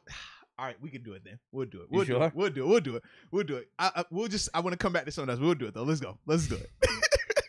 Yeah, I do have another thing or two that actually has to do with the Steelers. But you I know what? I'm with you. Jake Paul KO'd him. Now there's I saw it, yeah. conspiracies floating around out there that it's No, rigged. What do you think? No, it is, bro. I watched it. That was not fake. If that was fake, then Tyron Woodley is the greatest actor to ever act. Period. Like it, nah. It was a clean shot, man. He just caught him. He fainted to the body. Woodley drops just enough, and he catches him flush, man, right on the jaw. I mean, it put him out. But that's why they say you don't play fighting, right? And for those that don't know context, Willie took the fight on 2 weeks' notice. So he wasn't training for it. And he said that I'm not using it as an excuse, but it's like, man, those type of things do happen. But no, it was a good performance by Jake, though, man. I ain't about to sit here and take away from it. Yeah, because that stuff happens. Yeah, absolutely. Like, it was legit. The people that don't want to appreciate what he did in that fight, they say, oh, man, he was faking it. But it's like, no, bro, he wasn't faking it. But what I was excited, though, and I think we about to go there, I did see one of my former teammates. The fight was so good. The knockout was so inspirational that it got one of my former teammates about he was laying low for a little while, but he peeked his head up a little bit, man. You want to talk about that for a second, man? Le'Veon to Jake Paul. Uh-oh. Le'Veon Bell. Uh-oh. Former Pittsburgh Steelers running back. My dog. Out of a job right now. Says, fight me. Stop trying to fight people who can't box. Yeah. Jake Paul responds. I didn't see this response, but he says, Tyrone would drop you faster than the Ravens. Ooh. And it's Tyron Willie. My bad. I'm with you though. Look, see, I didn't. He had to just send that because we didn't see that yesterday. I didn't see that yesterday either. Was no response. But that was Le'Veon's whole case of saying, like, listen, is Le'Veon blocked? Too, though. Size-wise, equal size, and Le'Veon gets in the ring pretty often. Yeah, he's been doing it for multiple years now because he was boxing, doing that type of stuff even when here in Pittsburgh, and then he like bumped it up even more, put more videos of it when he was doing the year away, and then obviously before he signed, I think it was before he signed with Baltimore, he would have even more videos in boxing. But no, he definitely does it. But the big thing is less about how skilled or not skilled, size-wise is difference, because Woodley, all these guys are smaller than Jake Paul. Like in a normal fight, those guys aren't matching up like that weight-wise sometimes, you know what I mean? But with L. Bell, man, that boy 225, 230, it's a little different when you're talking about weight, because when you're just talking about just the sheer power and of this man's weight versus that man's weight. So all of that could make it a little bit more interesting, man. Yeah, I mean, I'll be interested in that. I would definitely watch that. I would tune in. 100% I would tune in, bro. Do I think he would win? Not at all, but I think it would be interesting, though. Yeah, I'd be all for it. Yeah. I don't know if Paul would take it, though, and I texted you that. Yeah, I don't think – I mean, for Paul, it doesn't make sense because it's not going to pay as well because it's L. Bell versus you could find a bigger name, I'm sure. Like in terms of like a UFC guy. Masvidal. Right, you like one of those type of guys Diaz. or even a McGregor, like it would just pay way more. But the other reason why I don't think Paul would take it is because, like I said, L. Bell is big. You talk about Masvidal. Masvidal weighs how much? $170? No, he might walk around at $190, cut to $170, $185. Like that's still small compared to L. Bell. Conor McGregor, Conor fights at what? Anywhere between 155, 170. Like he's in that range. You know what I mean? That's like the fight we want, though, man. That would be crazy. But once again, though, it would be crazy only in the sense of the mismatch part of it, right? Skill wise, we know, okay, McGregor's a probably more skill guy, but when you're talking about 30, 40 pound difference, like that's significant, bro. That's a big difference. And that's why for me, I'm like, I would like to see him win there with the L. Bell caliber size guy to see just, when you're not punching against a guy that's 30 pounds lighter than you, or a guy 30 pounds lighter than you is hitting you back, like how you respond to that, or that isn't as versed in boxing, too. Right? Yeah. Like their whole thing's MMA. Where if you're saying with Bell, he's been boxing, like that's all he's done is his just been boxing. Yeah. That would be interesting. I would love to see that, though. I definitely would tune in, bro. I would definitely tune in. Now, what did you have? But what I want to do, I want to go back though. I want to talk a little special teams. Yeah, because I noticed in the video pluses and minuses. Yes, when I was reacting in the video, people were they were heavy on our punting unit, maybe a particular player on that unit more specifically. And I just want to address the situation, man. Well, Boz had a good game. Ray had a good game too. He did. Ray had a good game. Shout out to Ray, man. He tough yardage at times, man. Tough yardage, and that's what he's known for. You know, he's catching the ball every time. He's going to get us at least 10 or 15 Ray's back, too. biggest hit on him came from your boy, too. Pierre, yeah. Yes. You can't see it as well in the broadcast. I don't know if they kept showing replays, but bro, Pierre is the one that hit him and knocked him out of bounds. Fired on him. Like, bruh. It wasn't intentional, but I was like, God. I thought whenever I saw it on the broadcast today, oh man, McLeod really took that hit. What was that from? Bro. I'm like, oh shit, that's when Pierre hit him. You can't even see Pierre. Yes, Pierre fired on him, bro. I was like, God Dog. Fired on that dude for the fumble. Like, you want to Yeah, talk about he special did, teams? bro. He That's a hell of did. a play by him. He did, Unfortunately, man. he recovered it. And shout out to the fact that Pierre, even though he had the penalty on the big punt return, he also saves the touchdown too. The one where he pushes the guy in the back while he's running down. If you look at the end of the play, So it was worth it. He's also the guy that sprints down the field and makes Rodgers cut it back, and that's I think is Gilbert that makes the tackle. If Pierre isn't hauling tail down there to flash in front of him and make him cut back, he's easily getting another 15, 20 yards. Easily. But he also was a part of that. Even though he had a negative, he was a part of the positive as well. But going back to Presley Harvin III. A couple of things, right? Full circle. During training camp preseason, big thing that I kept cautioning, I was like, man, I understand we're excited about Presley and we want to make this switch because we're tired of the occasional bad punt from Barry, but I was saying that, hey, it's not as bad as people like to make it. I said, you look at his net punting average, his career-wise has been above 40. Top 15. Yeah, I'm like, top 20 in the like, league. yo, like he punts really well. He does have his occasional mistakes though, right? They weren't bad moments too. And that was the thing. It would be more so like he might have 5 really good punts, but he's going to have one at the worst time ever. But as a whole, he's just a more consistent punter. We make the switch, right? And you look at Barry, like I said, he's further advanced. He understands hang time. He understands ball placement. It's not always about distance, right? It's about, hey, get that ball 4 seconds hang time, numbers or outside. That's what you're going for. Barry, it took him some time to get that because college punters, they don't have to do that. It's more so, man, just punt as far as you can punt it. We're trying not to get it blocked. You know what I mean? Like that's just the mentality at that level. So now, like I said, Barry, he's done 4 years of this. He's a more consistent punter at this stage. Whereas with Presley, you can see him trying to make the adjustments. And that's why it's like, you always say like a guy golfing, right? One punt, it's great distance, but not a lot of hang time. Okay, now he tries to get hang time and it shanks off the side of his foot. Okay, now he's trying to get ball placement, but he hits it, great location, terrible hang time on it. Like every time it's something different. Then he'll have the occasional really good punt. Yeah, he had 2 of them. Right. He had 2 of them yesterday. The one was returned. It was an awesome punt. And that's the thing with him right now as a young punter. He just has to continue to find that consistency. And a lot of it deals with the simple mechanics of your drop, right? When you're as a punter, the drop is one of the most important parts because that's the part where, hey, once that ball is there, I can't adjust this, right? My punting leg weight, once I'm there, once that motion starts, I just have to account that ball is going to be perfect every single time. And that is one of the things that those guys will work hours on because if you can get it in the same spot every time, you can consistently hit it in that same spot. And you'll just be a more consistent punter. Whereas if you drop it and it hits the outside part of your foot, it's going to send the ball another way. If it hits the inside part of your foot, it's going to send another way. If it's hitting too far and it's hitting towards your toe, it's going to do something different. And those are the things that he just has to continue to work at. And he will get better. Yeah, I think this is just growing He will pains. get better. Like, we're not going to get rid of Presley right now. Hell Right. no. Well, and I'm saying we won't get rid of him this season. Bring in competition, that's fine. But put it like this, if he's not a rookie, I don't think he would have lasted through all of this. Really? In the Dude, sense we've of, had some bad punters, man. no, think about, you're not listening though. I'm saying in the sense of we don't bring in competition for Presley right now. Jordan Berry, every single week. I can tell you firsthand, I watched it. If he had a bad game, they were bringing the punter in 2, 3 guys, and he would have to be out there and outpunt them dudes.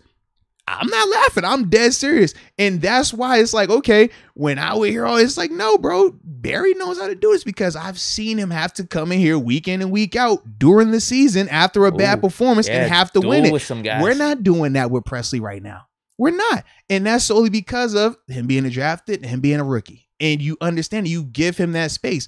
But trust me on this.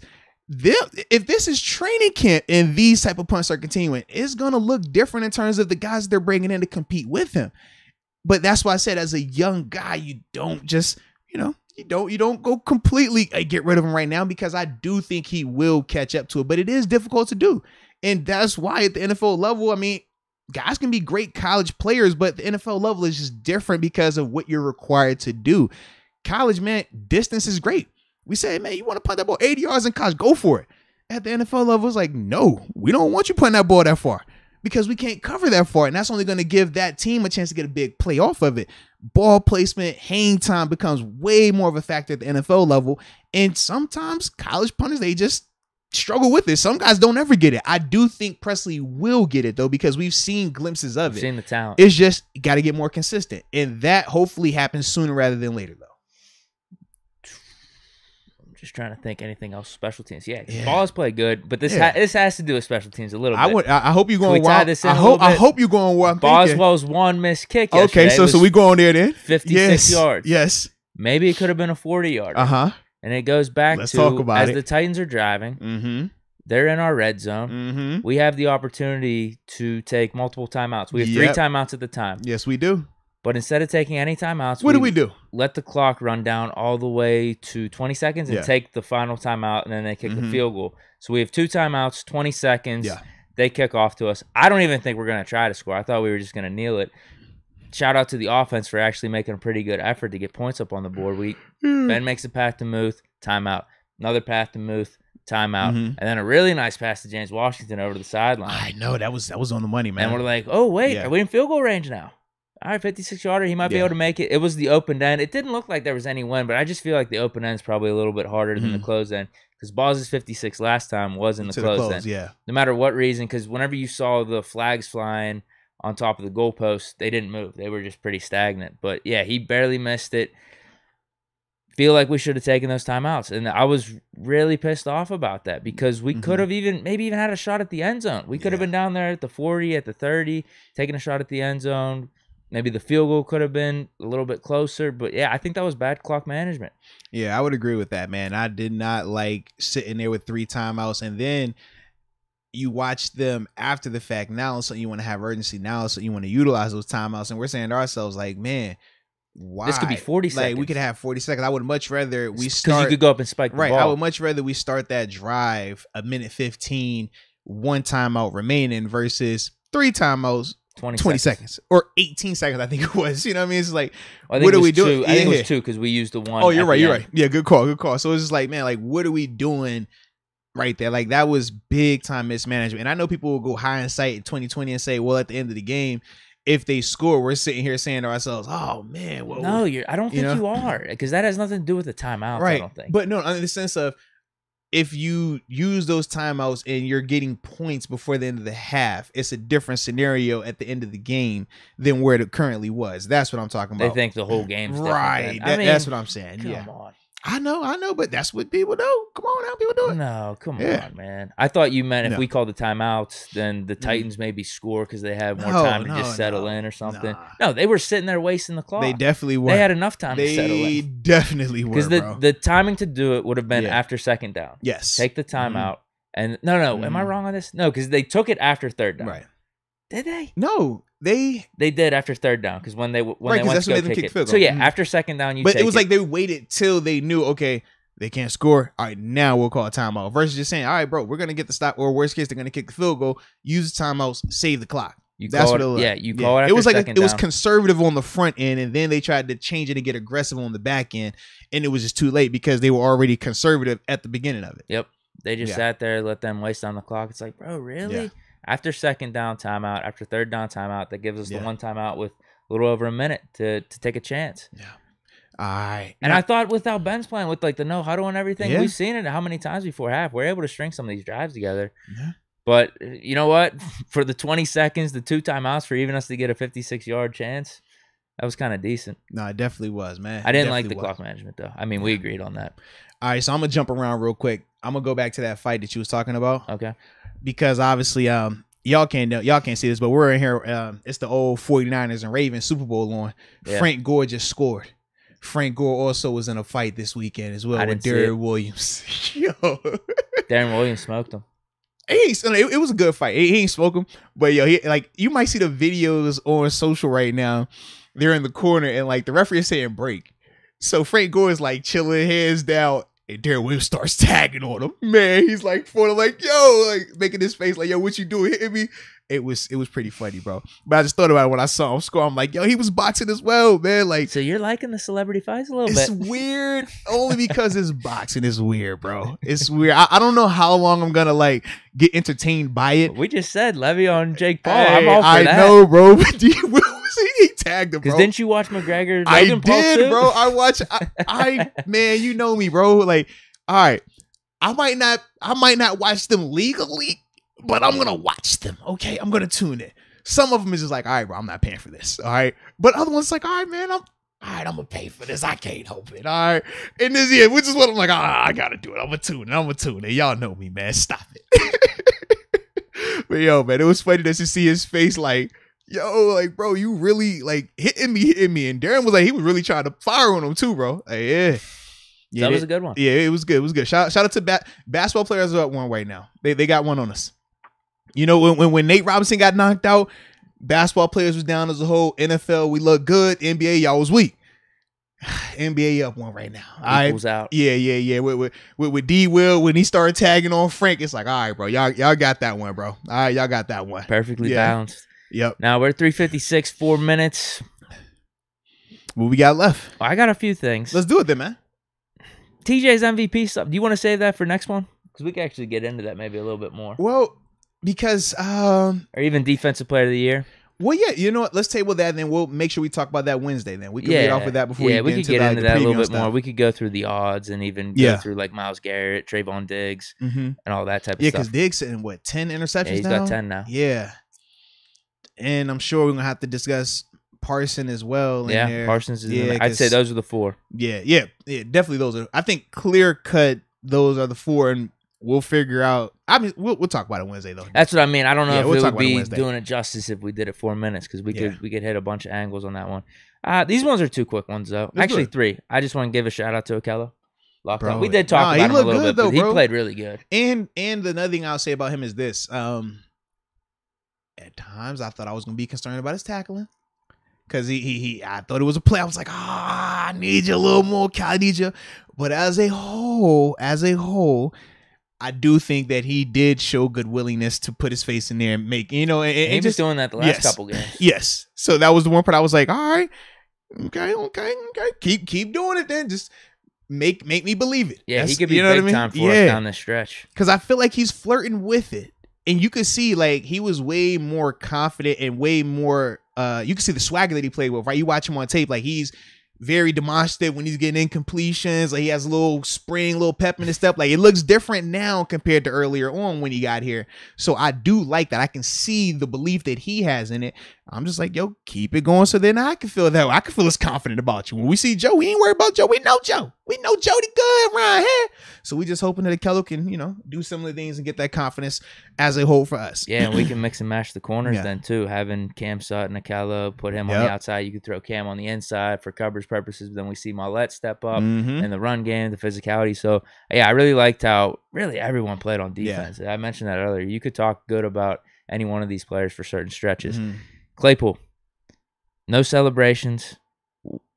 He doesn't have a catch, but does he? I think he had 2 jet sweeps. You know the 12-yard catch he has? It says 0 catches, That's 12-yard gain, 12 yards long. It was the the little double pitch. Yeah, so, it was a jet sweep or something. So Ben pitches, I think it's to Ray. Ray's running on the jet sweep this way, and then toss it back to Claypool. Claypool runs it, gets the first down on the right hand on our sideline. That was the 12-yard. Because I was like, yo, how does he have a 12-yard reception with no catch, but it's a 12-yard long as well? And that was the play, bro. Claypool, again, it was nuts, bro. It was mixed emotions. Now, it's not going to show as much up in the stat line, but I still think with him, tough plays, and those jet sweeps are part of them, and even getting the flag in the end zone where he's getting like that was huge, though. Yeah, that was huge. Tried to get the one-handed catch, but then you see first series, a toss-up by Ben, perfect ball, contested catch. We hope you come down with it. Yeah.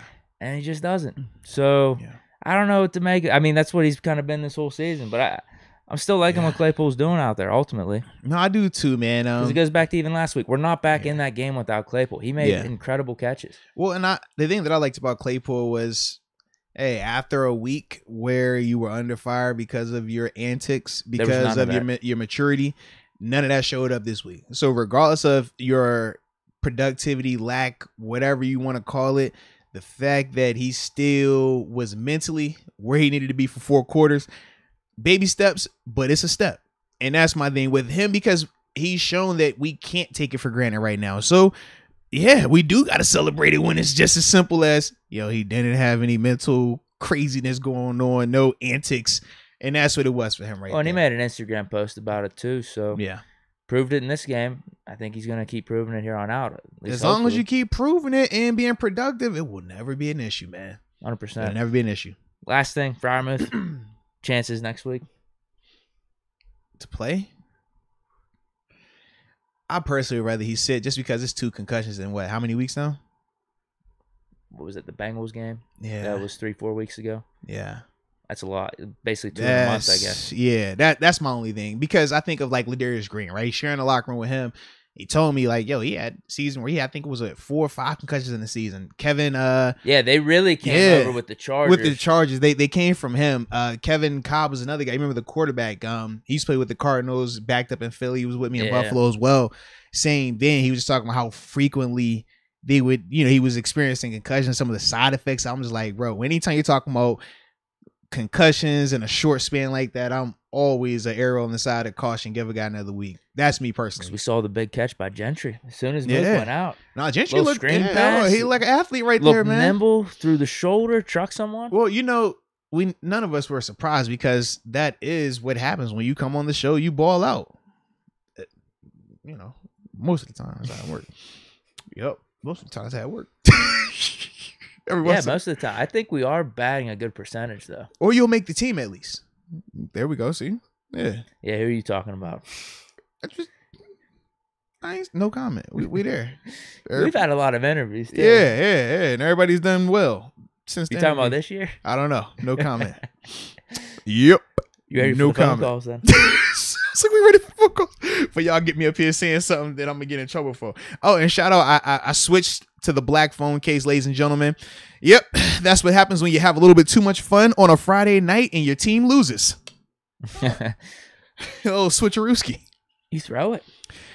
I don't know what you like to call it. It was like a mix of some of everything, man.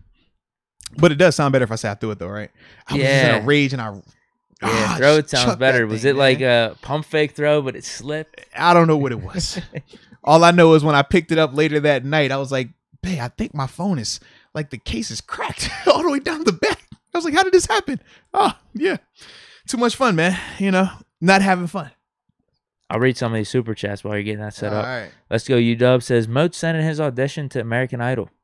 It's whenever you were singing. Let me see if I got anything else. I think that might have been the last one. I don't know what it says on your end, but let's go UW with the American Idol audition. Yeah, because the other one he had was right before that, where he says if we make a deep playoff push, we can get to it back. So yeah, we're good.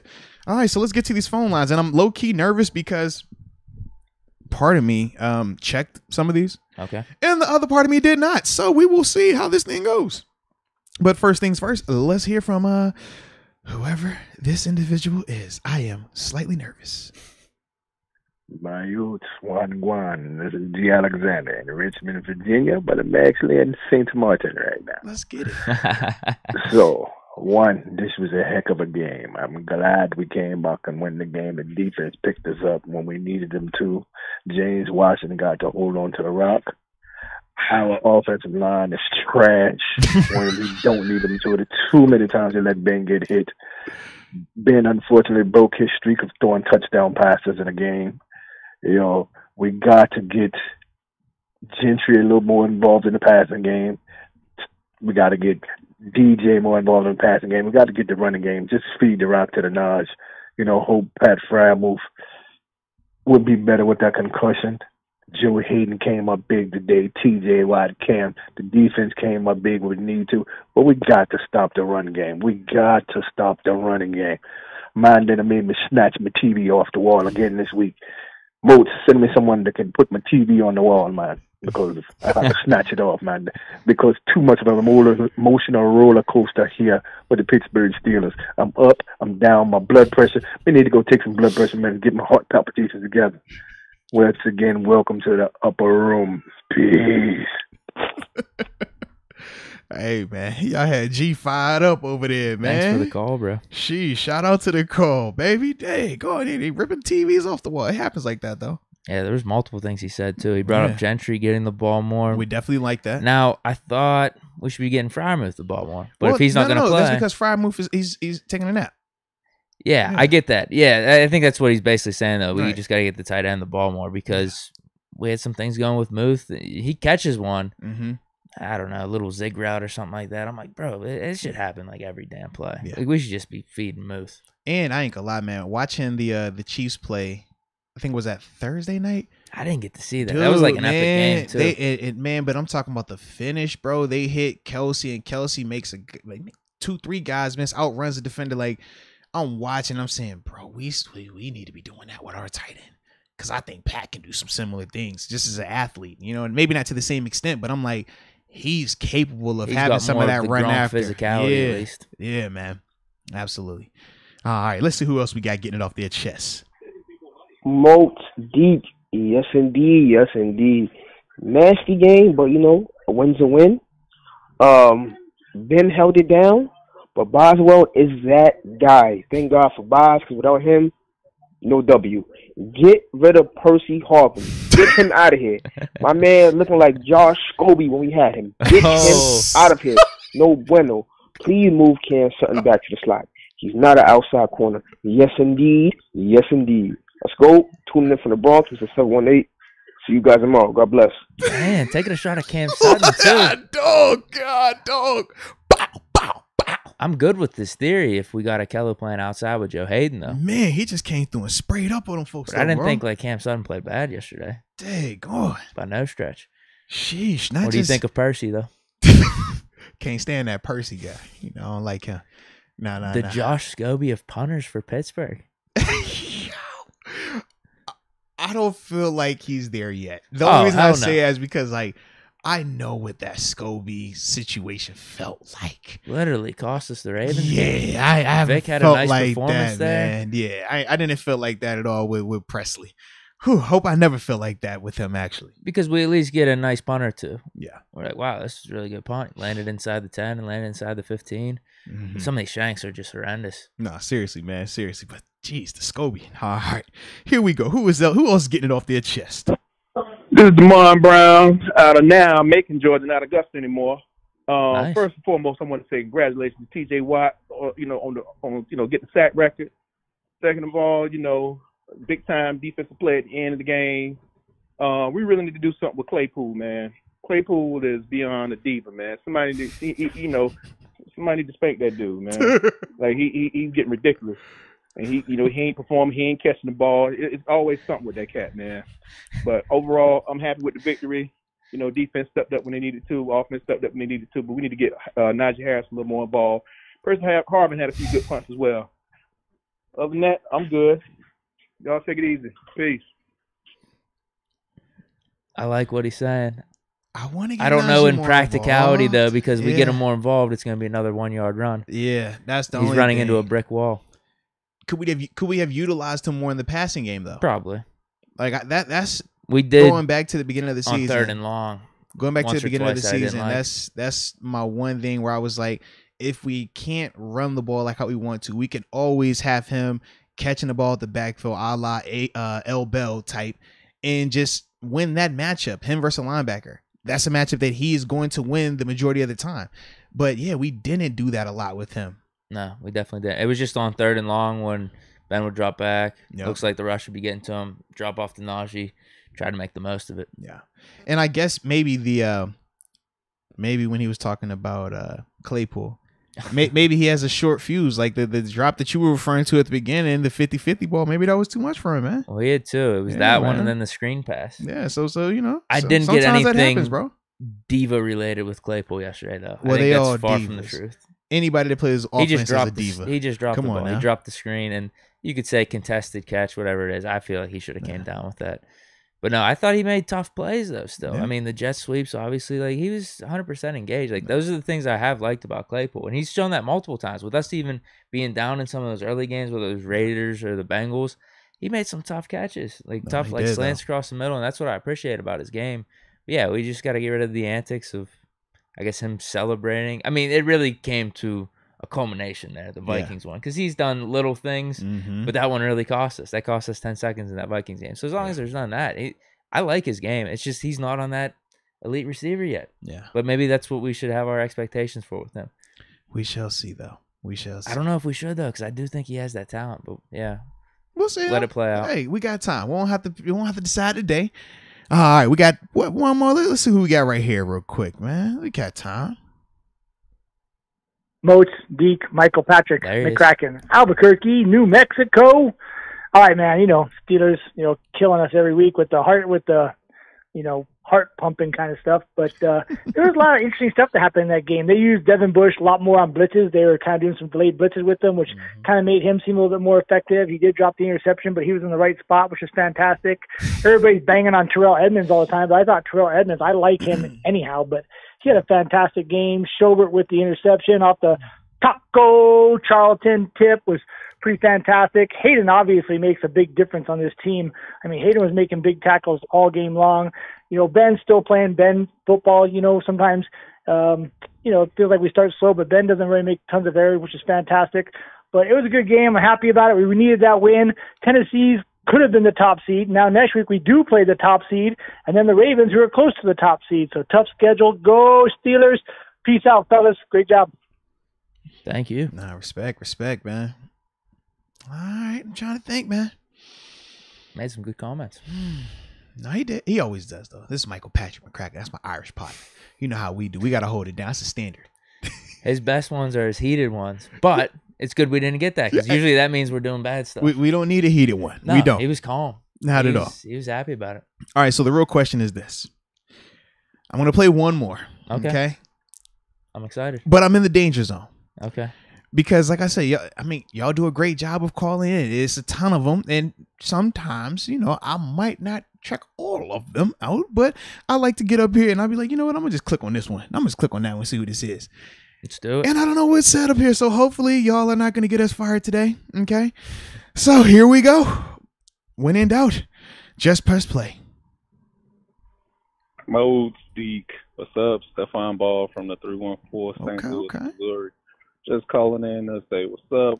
Enjoyed the game, even though I stopped watching at halftime. And it seemed like every time I stop watching the game, we start winning. So next week, I'm going to just try not watching the game. Whoa.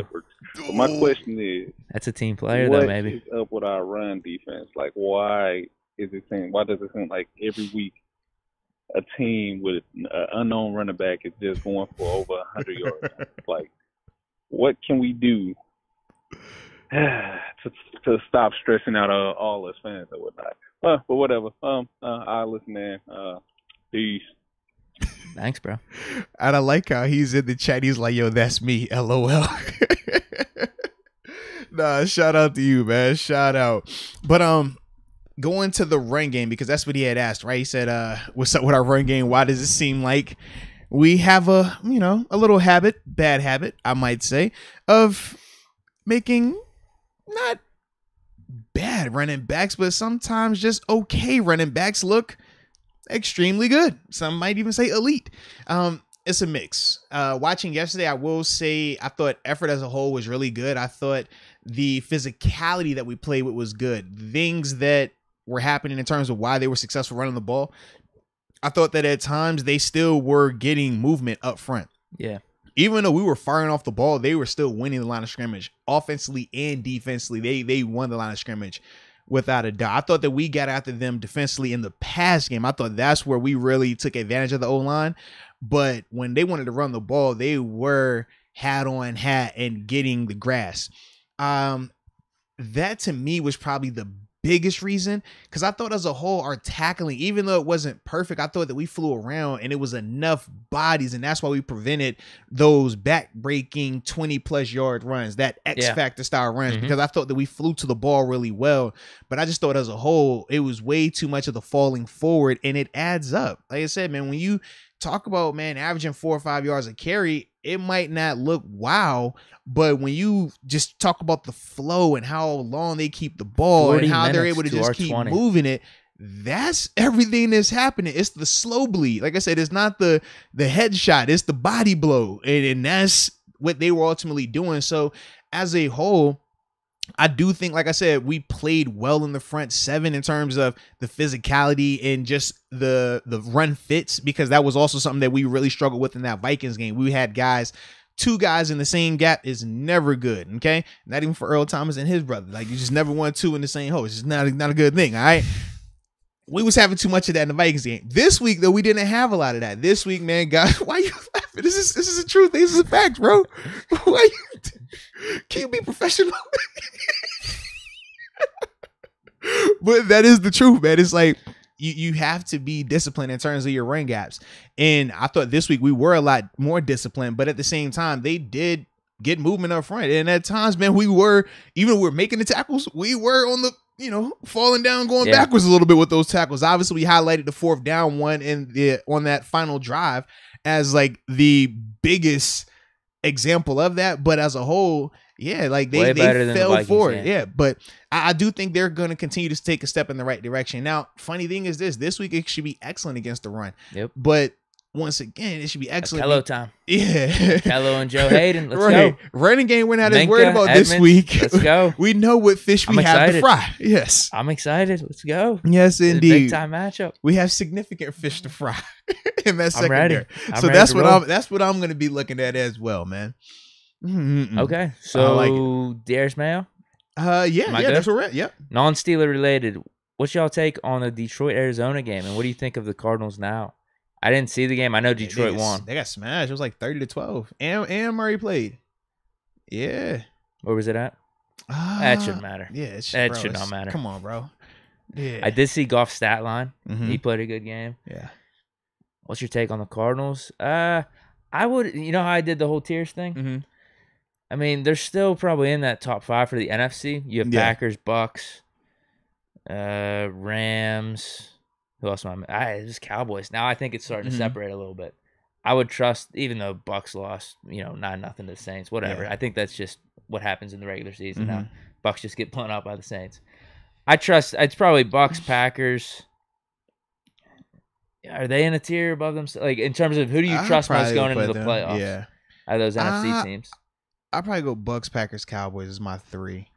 Top 3. I'd maybe put Rams in that top 3 instead of Cowboys.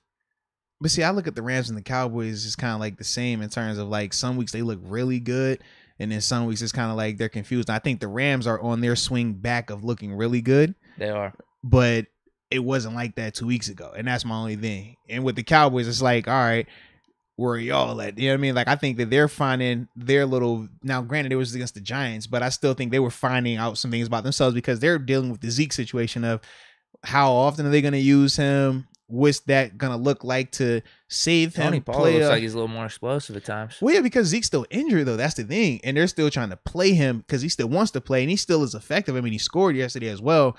But I do think that that's still taking some time to figure that out also. So maybe it's Bucks and Packers, like in their own. That's what I'm saying. Yeah. If you'd have Rams, Cardinals, and Cowboys. I just don't think. In terms of teams you trust going into the playoffs. But that's the thing. Like, for me, I have all 4 of them because, like, I don't think the Packers and Bucks have separated themselves. No, the difference is the quarterback, though. Rodgers and Brady versus anyone else. I ain't tripping on that either. I ain't gonna lie. You don't think? I ain't tripping on that. Nah. I'm big on like the past though. Like I trust those guys in big moments. Right. I can't say the same for the other guys. We got to see it. That ain't got nothing to do with 2021 though. That's how I look at it. It does, just because they don't have that experience. Like I said, 2021 is different though, man. That's how I look at it. Though. That's fine. No, 100%. Yeah. We'll see what happens. Yeah, exactly. Because if the Cardinals going around, I'm wrong on that one. Yeah, because I feel like if I go in and I think of the history every single time in a matchup, well then why would the Saints show up and play the way that they did against the Bucks, right? Shut out Brady. First time since a team averaging 31 points in a game, right? To be shut out in December. I know that was talked. Oh man, it's the first time we ever seen this like that, right? Let's be real. Regular season, though.